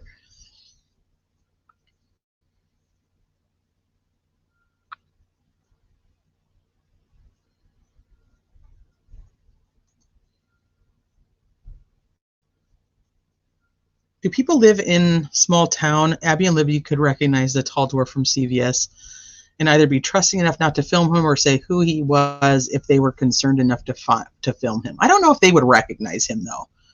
I don't know if he's somebody that would have been in a circle that they would know. Because we don't know enough about him. We don't know enough about his connections, who his tribe was, who his people were, who he hung out with. If you would have been innocent in jail, you would probably go crazy, but have you been locked up and innocent? I think that's also plays into it, Dean. That's a good point. I don't think it's just one thing. I think it's all plus it has a lot to do with your personality and who you are and what your mental health is already like. I don't think one fits everybody. Yeah, they entered it with the court. They couldn't back out. If they weren't put back on, they can't just be like, "Oh, sorry, we're out." I think they were ready to go to trial. I think that's where they were at.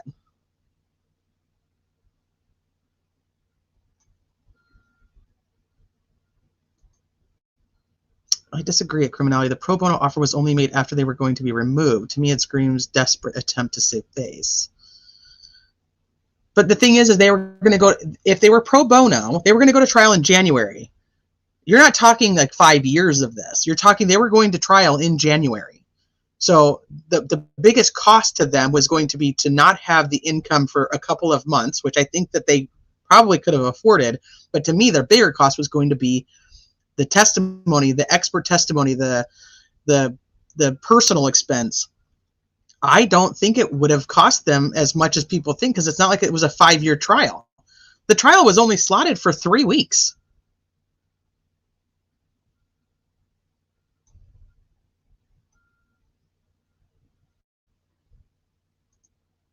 So I don't think it would have cost as much as people think. Kaiser Rose.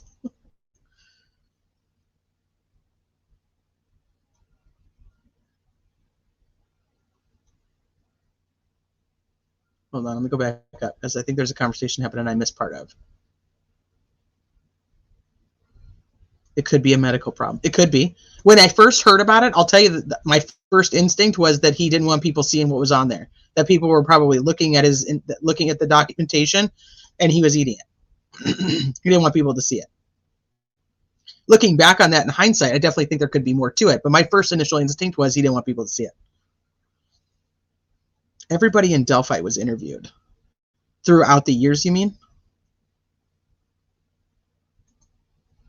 If I was in jail being charged with something that I didn't do, you could trust me. The last thing I would want to do is go crazy. I would want to stay focused and try to prove my innocence.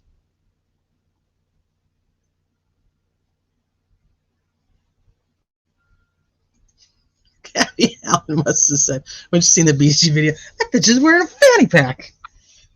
That can't be my husband. He doesn't even own a fanny pack. That's the reason for the new prison? I don't know what that question is. I don't know the reason for the new prison. I'm just telling you what people have stated.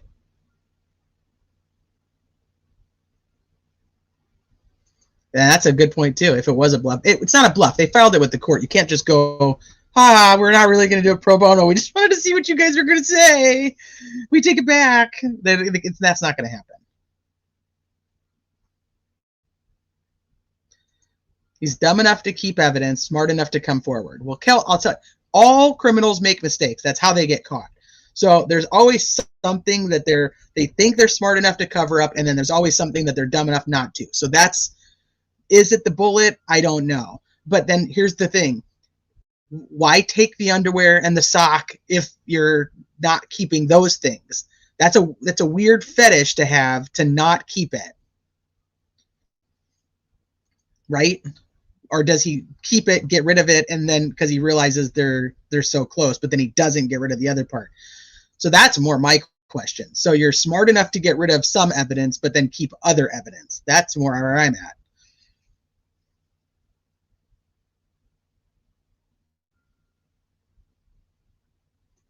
Right. So when I was talking to somebody who had, because that's another thing that's supposedly on the leaked info, is the transcript of what the confessions were. That's another rumor of what's actually been leaked. And the people who have been talked to about it stated that it was ambiguous. So does it mean like it's my fault the girls are dead? So does that mean it's my fault because I put a gun to them and led them down the hill to whomever killed them? Or does it mean if I had stayed there longer, what does ambiguous mean? I mean, I know what the word ambiguous means, don't get me wrong, but what does it mean in that context?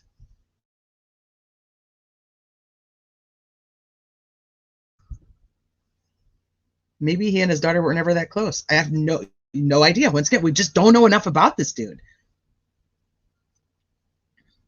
You married somebody, music?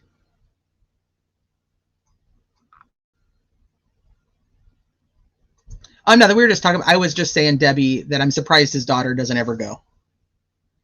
His daughter never goes to trial, goes to court. It is a form of legit torture. Yep.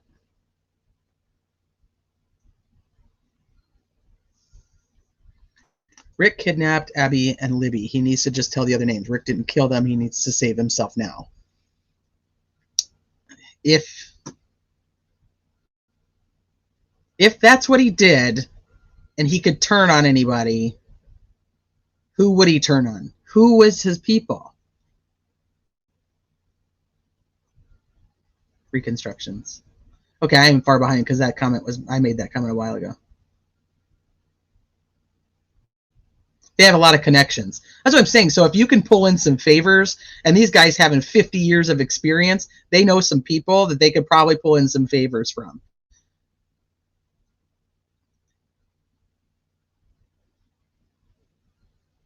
Yep. Yeah, he was in protection and got stabbed 22 times.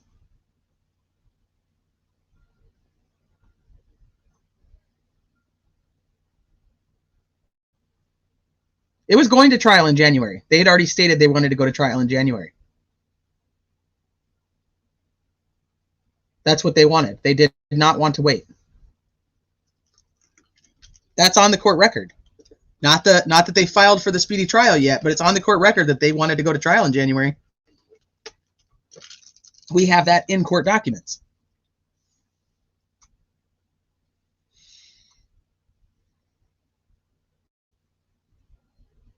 Yeah. Anyway, he's just eating his papers. I feel that way too. But I also do feel that there is a win thing here. That this is now at a point where they're pissed at what Judge Gold did and they don't want her to get away with it. And she's pissed at what they did and doesn't want them to get away with it. So now it's like a personal win. It's a win in their little mini fight. And I don't even know how much of either one of them has to do with Richard Allen at this point. I mean, I think it still does, but you know what I mean. Why wouldn't his new counsel be incompetent? What? Hold on. But wouldn't his new counsel be incompetent not finding out what the deal is with Rick being moved? They may know why he got moved. That doesn't mean we know. I do believe he thinks they're innocent. They think that he's innocent. I do think that, yes. You keep a trophy as a trophy forever. You don't just get rid of, I'm going to get rid of the underwear, but I'm going to keep the bullets.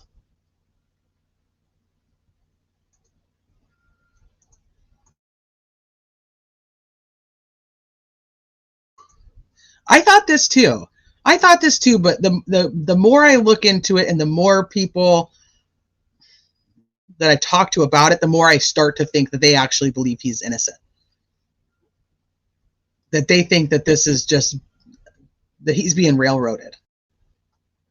Because I thought that too. When this all first started, I was like, is this about, they could actually win? They could find him not guilty?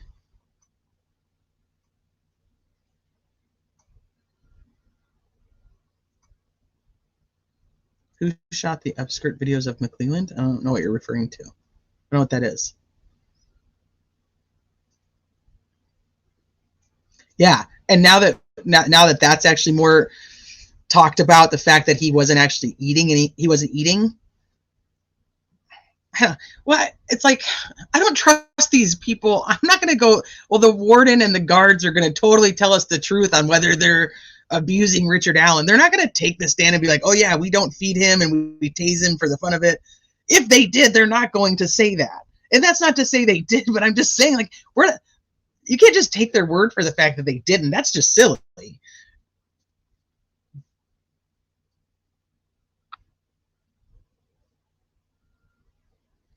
That's true. That's true. Maybe she just doesn't want the attention. But I think it's still weird that she's not gone to any of them. We don't ever see her there supporting her dad.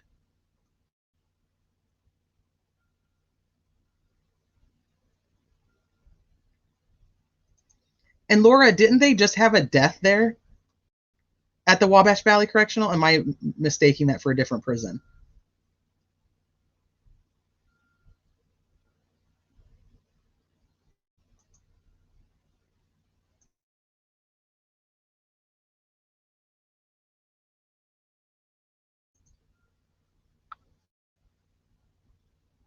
I think so. And I think that's what kind of turned me into that they really do think he's innocent. Is like, they're putting a lot on the line to do any of this, and to keep pushing and to go back. They could just walk away now and be like, nah, we're good, we're done, we're not going to fight this anymore. We don't want back on. Regardless, we don't want back on. We're out. We're done. But they're not. They keep pushing to be there. That won't tie into it. Two different things. And Nick shouldn't be investigating anything. He's a prosecutor, not an investigator. But that's neither here nor there. I really want to look more into Flora, but it's just so hard when I haven't finished doing everything with Delphi. But I really want to look more into Flora, and I don't know. I know that there's a couple channels that have really focused on Flora.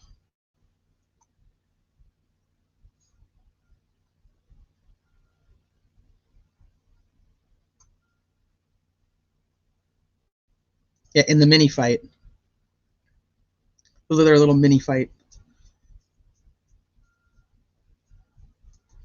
Now, I don't think that he knew that this arrest was imminent. I think they did it behind his back, but that is only my opinion. I have no proof to back that up. It's just the way that he talked. I don't know. You think there's more involved?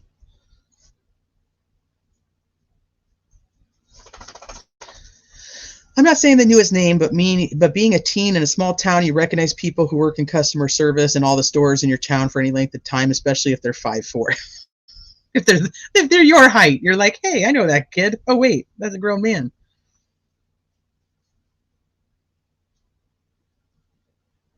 You'd think so. I don't know why they didn't just move him to Cass County when Cass County was like open to it. Why didn't they just put him there?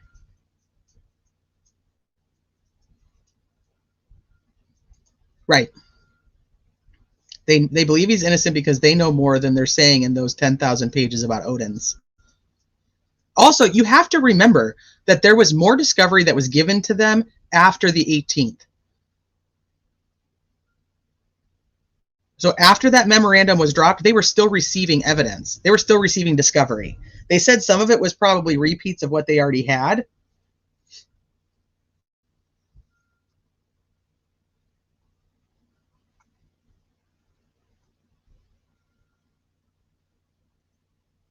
They should have filed for the speedy trial earlier, then I don't think this would be going on. Well, it's interesting that there's like a phone call, that they have all these phone calls that are not on the record, that they said, yeah, no, we're not going to be going for, we're not filing for an extension. We're ready to go to trial in January. And I'm like, the date just, it bothers me a lot that it's the same day that this stuff starts getting pushed out to social media. Like, it was like, okay, now it's time to release it. And I know that, like I said, I know people don't want to focus too much on the leaks, but those messages from Mark to Skip, where he's talking about we aren't ready, we don't think it's the right time, that means that there is a we that's planning on dropping specific things at specific times. That's problematic. You have that same person who's involved in doing these leaks.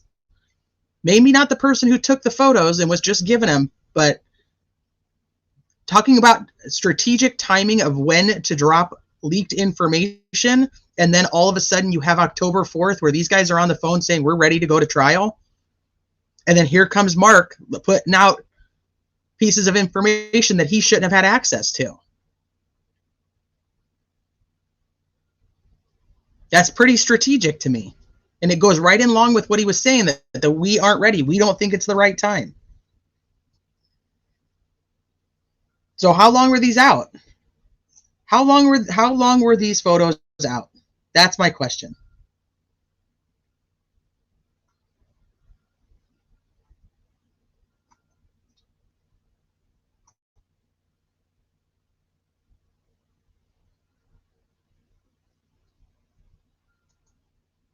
Well, I think that's where we have to wait for the Supreme Court, and I think it is, like Kara says, it's encouraging that they are willing to hear arguments, but does that mean that they're going to be back in? No, it doesn't. You're right. His daughter is 20. I know the answer to this, but I don't know if I should just put out my estimate right now. I think she's around 25, maybe 28.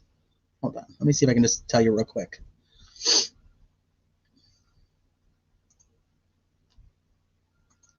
Somebody in chat may have already answered you anyway, but I'm still going to look for my own sake. Do I have her date of birth?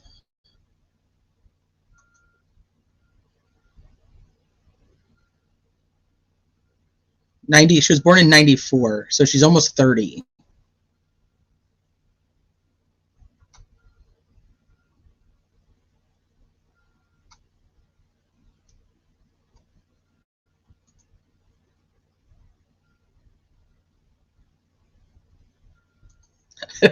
Well, I just believe them when they go up there and say that, no, that's not how it goes.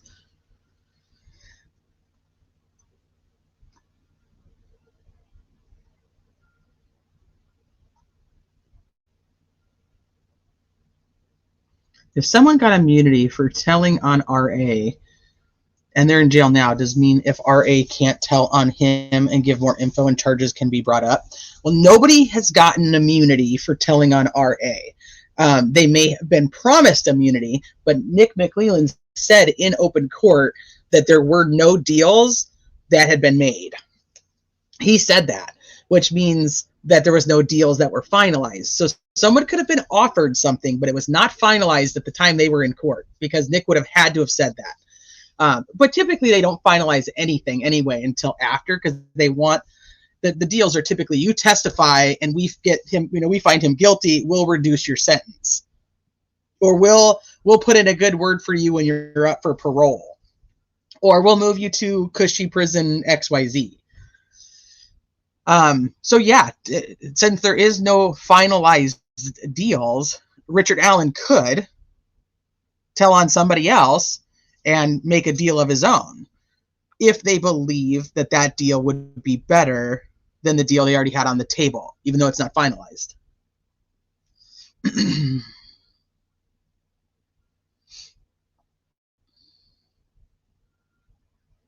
The death was ruled accidental. I'm not sure which death you're referring to.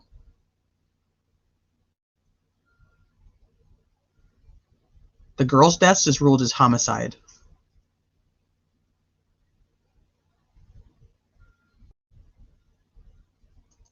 Yeah. Oh, that's a good point too, Jay Turner. Maybe they're just telling her not to come. That, you know, you don't want to do this. Your dad knows you love him. I'm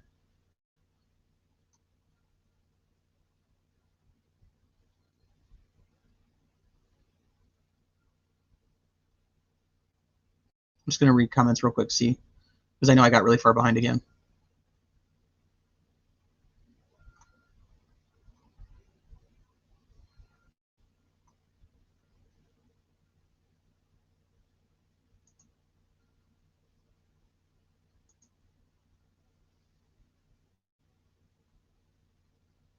Yeah, it wouldn't shock me either. I agree with you, Caleb. I wouldn't be surprised. I wouldn't be surprised one way or the other. And knowing people who've worked in the prison system, I mean, we know that there's bad shit that happens. It just is. Does that mean that everybody in there is corrupt and everybody's practicing Odinism and that's why it's happening? No, we just know that there's bad people. The system isn't always on the up and up. KK will say anything and nothing, he says. Well, he's not very trustworthy. He's not the guy that I would go, yeah. But you know what? There's other cases that have been won with very untrustworthy people who literally get on the stand and they say, yeah, I lied under oath and I'm not lying now. And the people still get convicted.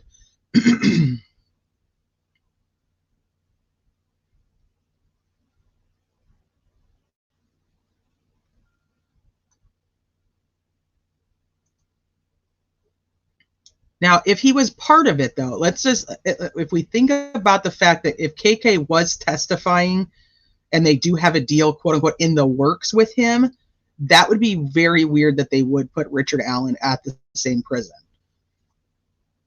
I don't know, though. I just don't think that seems odd to me. I don't think they would. Darren, yes. So as of November 1st, all evidence, all discovery had to be turned over to the defense, the old defense team. Well, that's not the way it is now because there's a new defense team. There is no discovery deadline as of yet. But what that means is that anything that they had from February of 2017 until October 31st of 2023 had to be given to the defense team by November 1st. Anything they gathered from November 1st to trial, they would hand over as it came to them. So it's just a continuous discovery. It doesn't mean that they're not looking at the case anymore or they're not able to process or look at evidence. It just means anything that was in their possession by that date has to be given.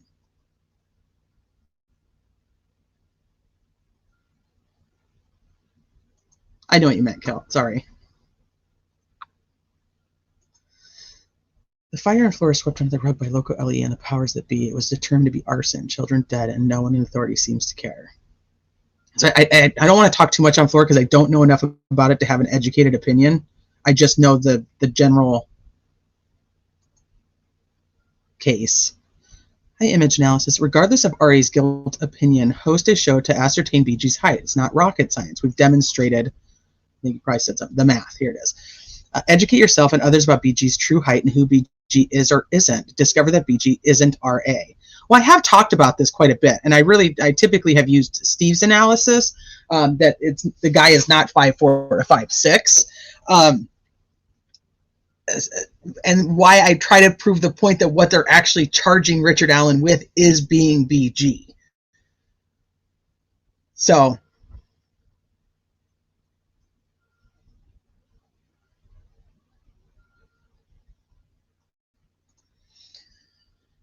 oh yeah, no, it's okay to not agree. I like strawberries, Steve. I'll take them. And MS is saying they have discovery too. Yes, they are. Murder Sheet says they have access to discovery. They literally said that on court TV that they have access to discovery pages, and nobody brought that up. ATS, do you happen to have that link handy? You want to send it to me? I'll play it. I know you'd sent it to me before.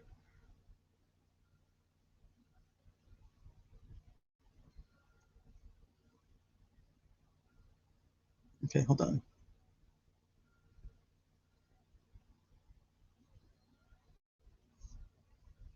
Once I'm looking at my phone to see if I can find it real quick.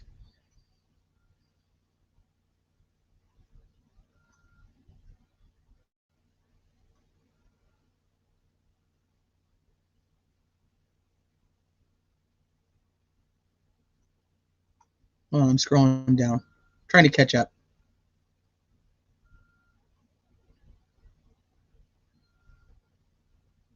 Accidental blunt force trauma. I wonder if that's one of the. Oh, man, I was really far behind.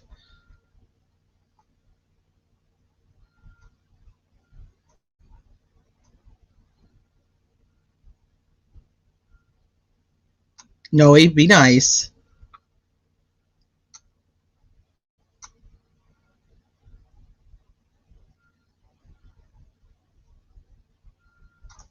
Did you send it in chat? Okay.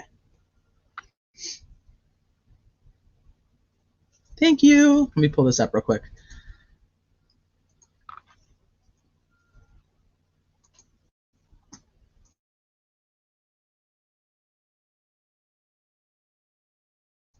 Yeah, it's Christmas time. Love one another.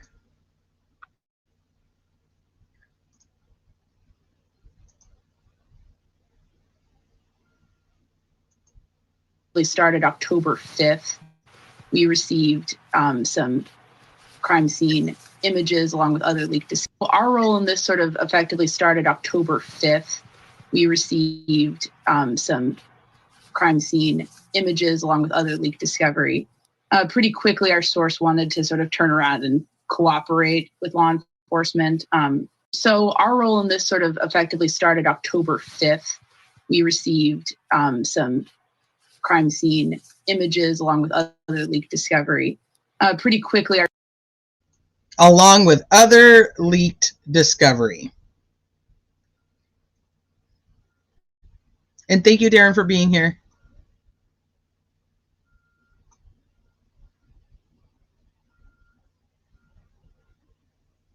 It's sideways, but you guys can still hear it okay. Yeah.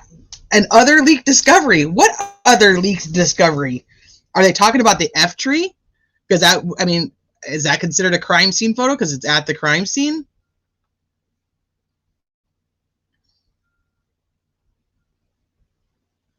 Like I said in the beginning, I thought RA was the guy and linked to KK because of all the phones, but they would have slapped him with CP charges already, right? If they had a phone.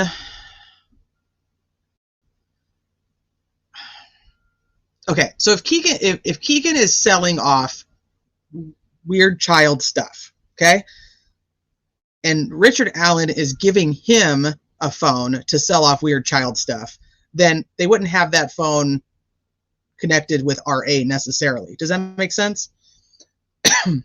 So yes and no. Because what if Keegan had it?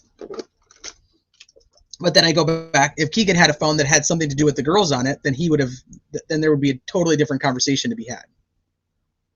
This is always sideways.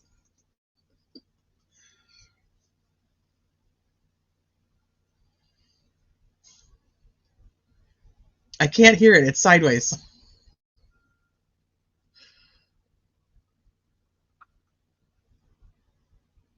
What about RA lends a hint for such a deed?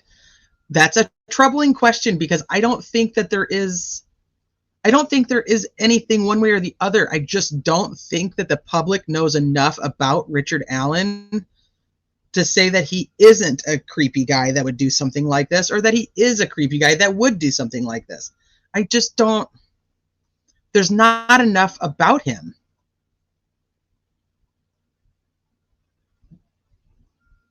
And the gag order was put in place pretty quickly where the family wasn't able to tell anybody their thoughts.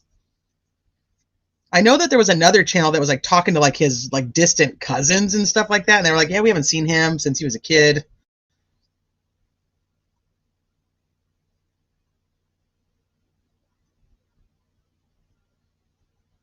Was Bieber in Halloween in Delphi?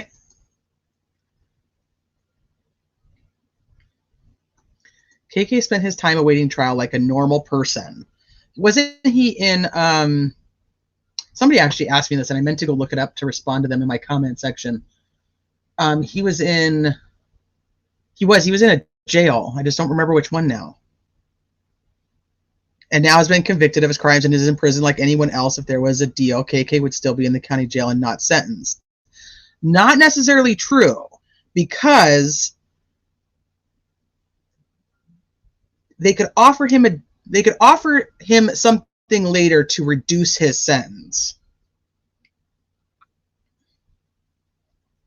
They could still have something in the works, but there's definitely no immunity, or they're not charging him with a separate crime.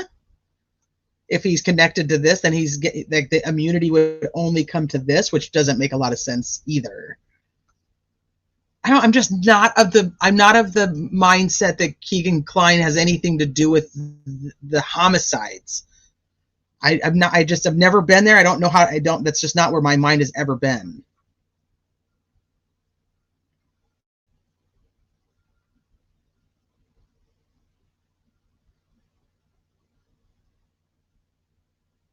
The so-called F tree wasn't even noticeable per se by DE, so it wasn't anything that was left on purpose, in my opinion.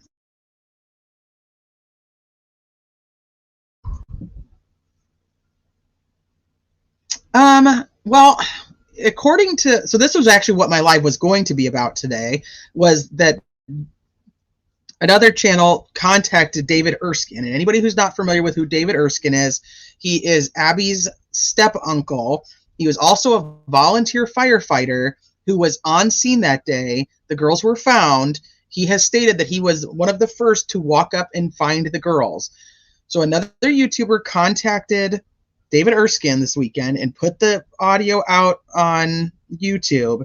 And in that, David Erskine says that he was 20 feet from the girls.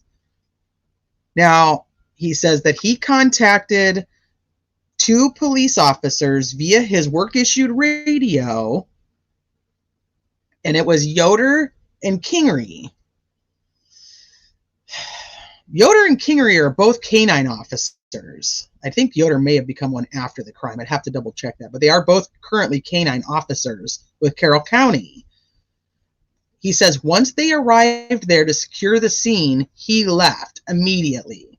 So I don't think he would have seen that. Plus, that was also during the day. And from the picture of the F tree, it's taken at night.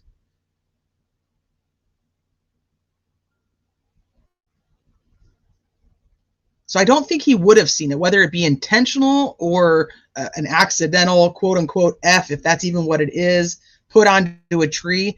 I don't think Erskine would have any ability to say whether he saw it or not. If he was 20 feet away, we don't know what 20 feet direction it was, but I just don't think it would have been, I don't think it's something that he would have even been paying attention to, especially if he did. He left the entire crime scene as soon as the cops got there to secure it. That's what I believe. I don't know. I believe everything was done intentionally. The only person, so Sleuth Intuition actually had put up a little, I don't know if it was a short or just a short video, where he kind of draws like a hand going down, like the way that the F would go down. And it was probably the first time I ever thought that it could possibly be a hand. The way that he drew the hand going down it, I don't know what video that was on, though, to be able to tell you guys to go look at it. But that was the only time I ever thought like maybe it was a hand. But I do think that everything that was there was intentional. I just don't know if I believe that it was an F or it was a rune that meant the things that the defense says it meant. I think there's a different meaning. I'm just not sure. But I do think everything was intentional. Hi, Travis. Oh, thank you. Hi, Colette. He was close enough to see how bad Libby's injury was. Yeah. Yeah, he was. So I don't know if... let me double check, because I think that he put it back out to public. Let me double check. And I don't know if it was, I cannot answer whether he edited it from,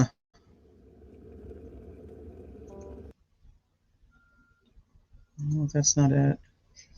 No, it's actually not out. I thought it was out again today. Is the new one also behind a paywall? He may have put it as a members only. I don't know. Let me go see.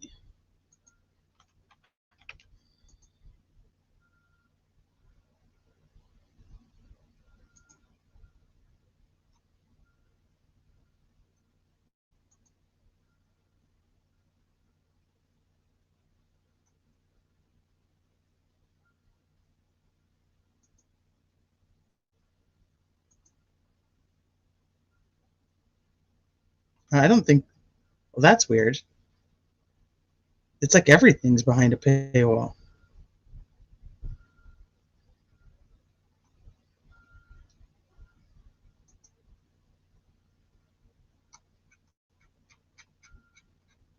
I don't know. I don't know where it went.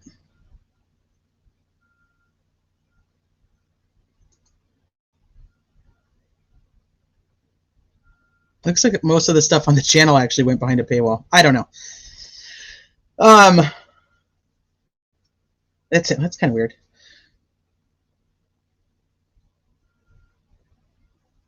Everything, yeah, it looks like everything's members only. But essentially, so he's talking to David, and those are the things that David had to say. Was that he was 20 feet from there. He actually had a lot of good things. I shouldn't say good. That's not what I mean. But like interesting things to say to put some things in perspective. You know, 6.5, 7, almost 7 years later.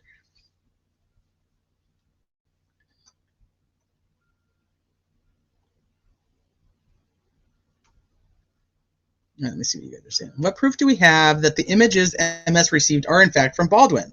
All MW had to do was claim this. Why did he wait to tell Baldwin in perfect time with Ellie and the judge accusations?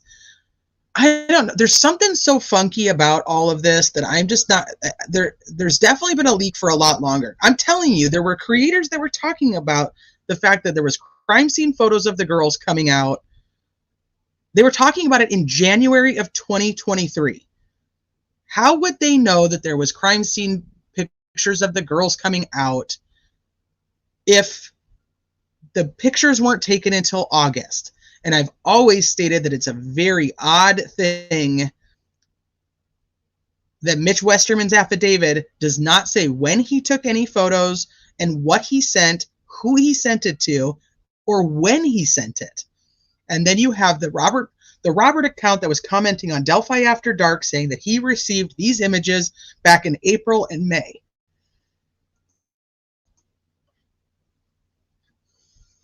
So I'm not convinced that these photos are not the same photos that have been out there for a very long time.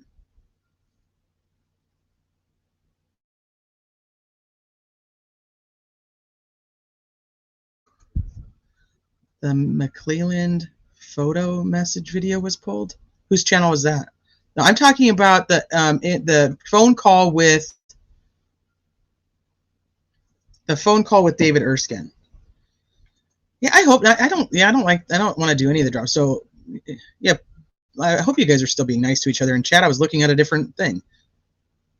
Oh, the video on Crime Night has been pulled. I'm unaware of that. I was talking about the one on Art of Deduction, the conversation with David Erskine. I do not know if it's behind a paywall. I could not tell you.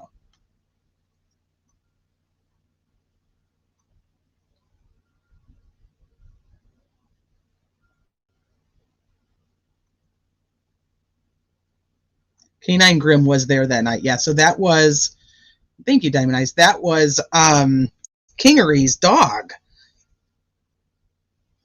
So, is there animal hair? We talked about all this hair. Is that, I mean, did it come back that it was Grimm's hair?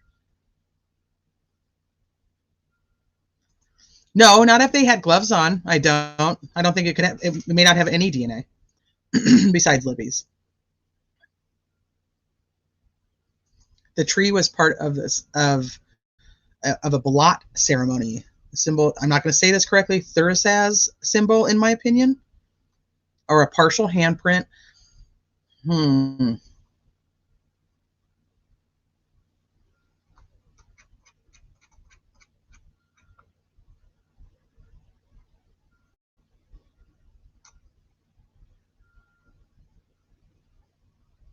I really don't want to block people, but I'm not above it. I'll tell you that.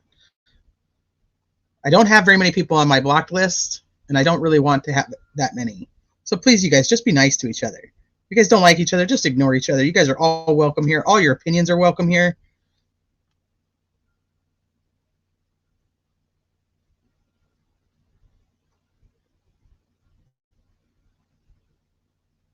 Oh, you got a notification and his video's already gone? I don't know what he put up, so. I can help on the legal, but the drama and the emotions I can't relate. But it's Christmas, right? 'Tis the season.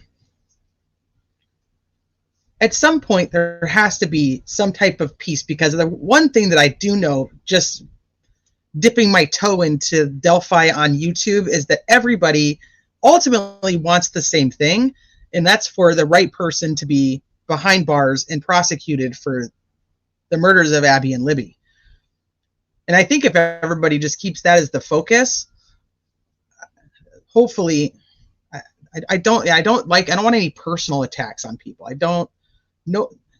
We don't know each other on a personal level to be attacking each other at all like that. And I think it's I don't know, it's just kind of underhanded. I just want people to be kind.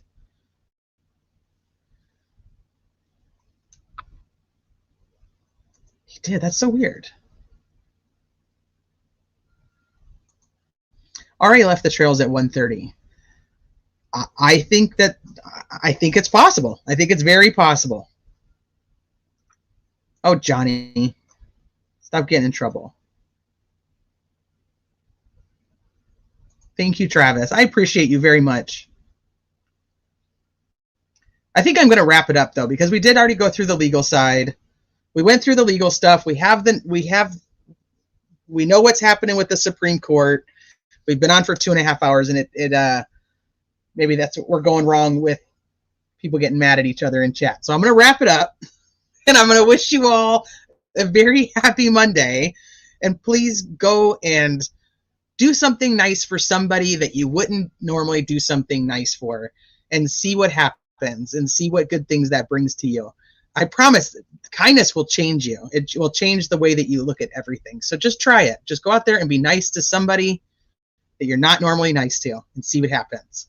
And I'll see you guys tomorrow, and we will discuss some more, I don't even know, some more of as the Delphi turns. So go enjoy the rest of your Monday. I will see you guys soon. I appreciate each and every one of you for being here, as I know that you have 1,000 other places you could be, and you choose to spend your time here with me. And whether you like each other or not, I like each and every one of you. So thank you for being here. Have a good one.